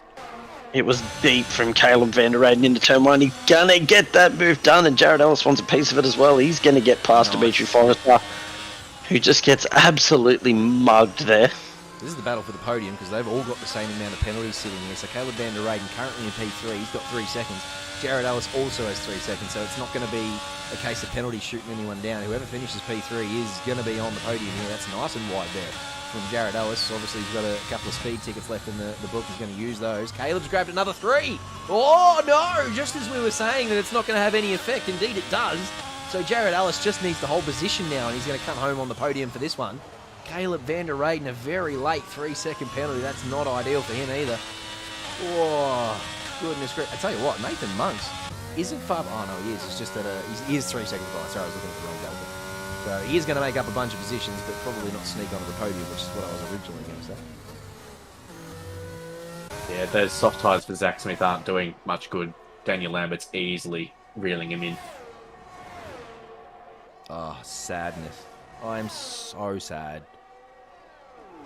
It's not how you want to see the championship decided. How it's been all year, just a mistake from someone else, and someone's just in the wrong place at the wrong time. I'm sure we'll get a clip of it later in the week. Zachary Smith normally gives us clips of these things to look at, so we'll be able to discuss it. As who's that? That's spun in the background there. Jim Bin's around. Yep. Oh, my feelings. I'm still sore. I don't know if I just want to end the stream now. I can't do it. Ah, Smithy, goddamn. I mean, the man's got F1 Tier 1 championships already. So let's go up front. We're coming on the last lap. Jaden Chi is within 1 second here. With 1 lap to go, he is catching Zekai. Can he rescue it for Aston Martin and get the win? He will be pushing hard. He will know that he needs to get in front of Zekai just to take some points off him. Oh yeah, good point. Do the Checo, do the team thing. Does he have the pace to do it? I'm kind of rooting for him. Come on, Jake, get him. Oh, never mind. He might take the purple lap. Oh, Caleb! Caleb van der Reyden goes purple. So, if Jaden's got a little bit more wing like Zachary Smith has, he should be much quicker through, pretty much here, through to the chicane. So, I would hope he can catch up to him, but I'm not sure he's going to be able to. Dimitri Forrester's lost a position to Alex Bowen, who's now currently in P5. Yeah, good joke said he went wide at some point, made a little mistake, so that's cost him that one. Kenneth Ang getting a little bit sideways out the hairpin back there too, so he's pretty safe in P7, but just loses a bit of time to Dimitri Forrester. Obviously with that 12 seconds worth of penalties too, he'll probably drop back to P9. Couple more laps and Zekai would have lapped Zachary Smith. Oh. Who is not that far up the road on those soft tyres. Oh, stop it. My heart. I can't take it. There's a lot of penalties coming in at the moment. Yeah, they've all been sitting on a few warnings. Someone's yellow flag. I think that's Ben Curtis, who's made a bit of a whoopsie-poopsie at the first chicane. But it's going to be Zekai Chu here in Imola. Oh, I can't even. I've got nothing left for you, mate. I'm sorry. It's a good win, don't get me wrong, but what a way. Dempsey's authority on the championship says, if you want it from me, you come and get it. Oh. Jared Ellis sneaks onto the podium. Nice one, Jared. After all those penalties settled. That's a big result for him. That's a huge result for Alexis Bowen, who probably gets my driver of the day too, from no practice and falling to the back of the field after turn 1 after, I don't know how the hell she ended up out in the dirt there. Had some really good strong pace coming back through the field to finish in P4. And CL13 very much with a very good point. This is good for the McLaren Constructors' Championship overall. So this is all tiers combined. McLaren are fighting with Mercedes for that championship. And with Daniel Lambert back there, and both McLarens 5 and 6. That's a very good result from McLaren yet again. I think in Tier 3, they only had one driver. Claire Tay was the fill-in, so no Neil Alexander and no Frank Frankfurt, so that probably hurt them. Can't remember exactly what happened in Tier 2 for the McLarens, but this is a good result here again for Caleb Van Der Eyden and Nathan Monks. Those two generally finish pretty close together too, the two McLarens, so they're a pretty good bloody team up here in Tier 1. Oh, Smithy. Oh, my soul. It's hurting. No, that's... Stop it! He's already dead! That's just his penalty for the speeding. It's just applied. Don't worry about it. I tell you what, though. I'll tell you what. We've learnt time and time again to not write off Zachary Smith. Yeah. It's not done. No, by no means. Absolutely. Zachary Smith will fight this till the very last lap of China. Well said. Well said by you. Jaden Chia, Codemaster's driver of the day. Looks like Zikachu just got a little punt from the AI there across the line. Not sure what that's all about. Oh dear. It was George Russell this week. It looks like he's... I don't think that is. I think he's changed character again. I don't know. Oh, maybe. I don't know. Who cares? Zikachu is the winner of Imola up there on the top step. And there is an Aston Martin on the second step, but it is not Zachary Smith. It is Jaden Chia, a good result, and Jared Ellis up there as well in P3 and Tier 1. A nice little late season burst of form for Jared Ellis after winning the race last week, in Tier 2. Comes up here into Tier 1, says, hey, I'm not out of place up here either. Sticks himself in the podium in the wet from P9, Jared Ellis. That's a good bloody result. Zikai Chu is the winner. Jaden Chia, Jared Ellis, that's your podium. Alex Bowen, I think, probably gets driver of the day from me at least. As I said, after coming from the back of the field. Caleb Van Der Eyden, Mr. Consistency up there in P5 and with the fastest lap. And his McLaren teammate joins him in P6. Dimitri Forrester and Ben Curtis are 7 and 8. Good work from Ben Curtis filling in as well as Kenneth Ang. Those two guys from Tier 2 coming up, finishing in 8 and 9. And Kyle Jackson having a reasonably steady race and slots into the top 10 there at the end. And I better sneak over here and grab... There's a whole lot of pens. As Tom said, they came through thick and fast towards the end. So Deckers will want to have a good look at those and filter those into his calculations as we head off to China for the final round next week. We'll have all the stats up to date. As I said, Jacob and I are going to do a lot of work this week to put some awards together and go back through all the clips and stuff and find out who's been the best and who's been the worst. And we'll find a way to laugh at Tom Maloney, I'm sure, at some stage. And, wow, I still can't get over that. I'm just so sad for Smithy. I'm going to be having nightmares about that tonight. Oh, dearie me. What do you do? Look, it's not what we were hoping for, but it sets up an epic fight in China. Zikachu's still got to potentially win the race there to wrap up the championship. It's not over by any means. No, we've seen all season long that anything can happen, and we have seen, as we said, we listed off a couple of examples there of Zikachu making a few errors that have cost him a sizable bag of points a few times this season. So anything can happen Codemasters-wise, anything can happen Zikachu-wise, and as Jacob said, you are a very brave man to write off Zachary Smith. So we will be back next week for China. 1 round to go. ACC is heading off to the Nürburgring for the Rookie Series and the Sprint Series. That's on Tuesday, Wednesday, and Thursday. And, of course, the VRS Pro Series will return this Saturday as well. So plenty of sim racing action coming at you for Octane Online Racing's week this week.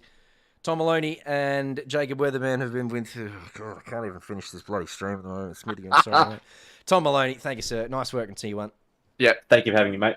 And excellent work from you, Jacob Weatherburn, jumping off the plane and jumping in here and joining us. Excellent work from you. I look forward to seeing how this is all going to play out in China next week. Me too, mate. Me too. Thank you, chat. Best on ground, as always. Love you jumping in here every week and keeping us company and giving us all the good bits. Until next week, we'll see you again. This is Octane Online Racing.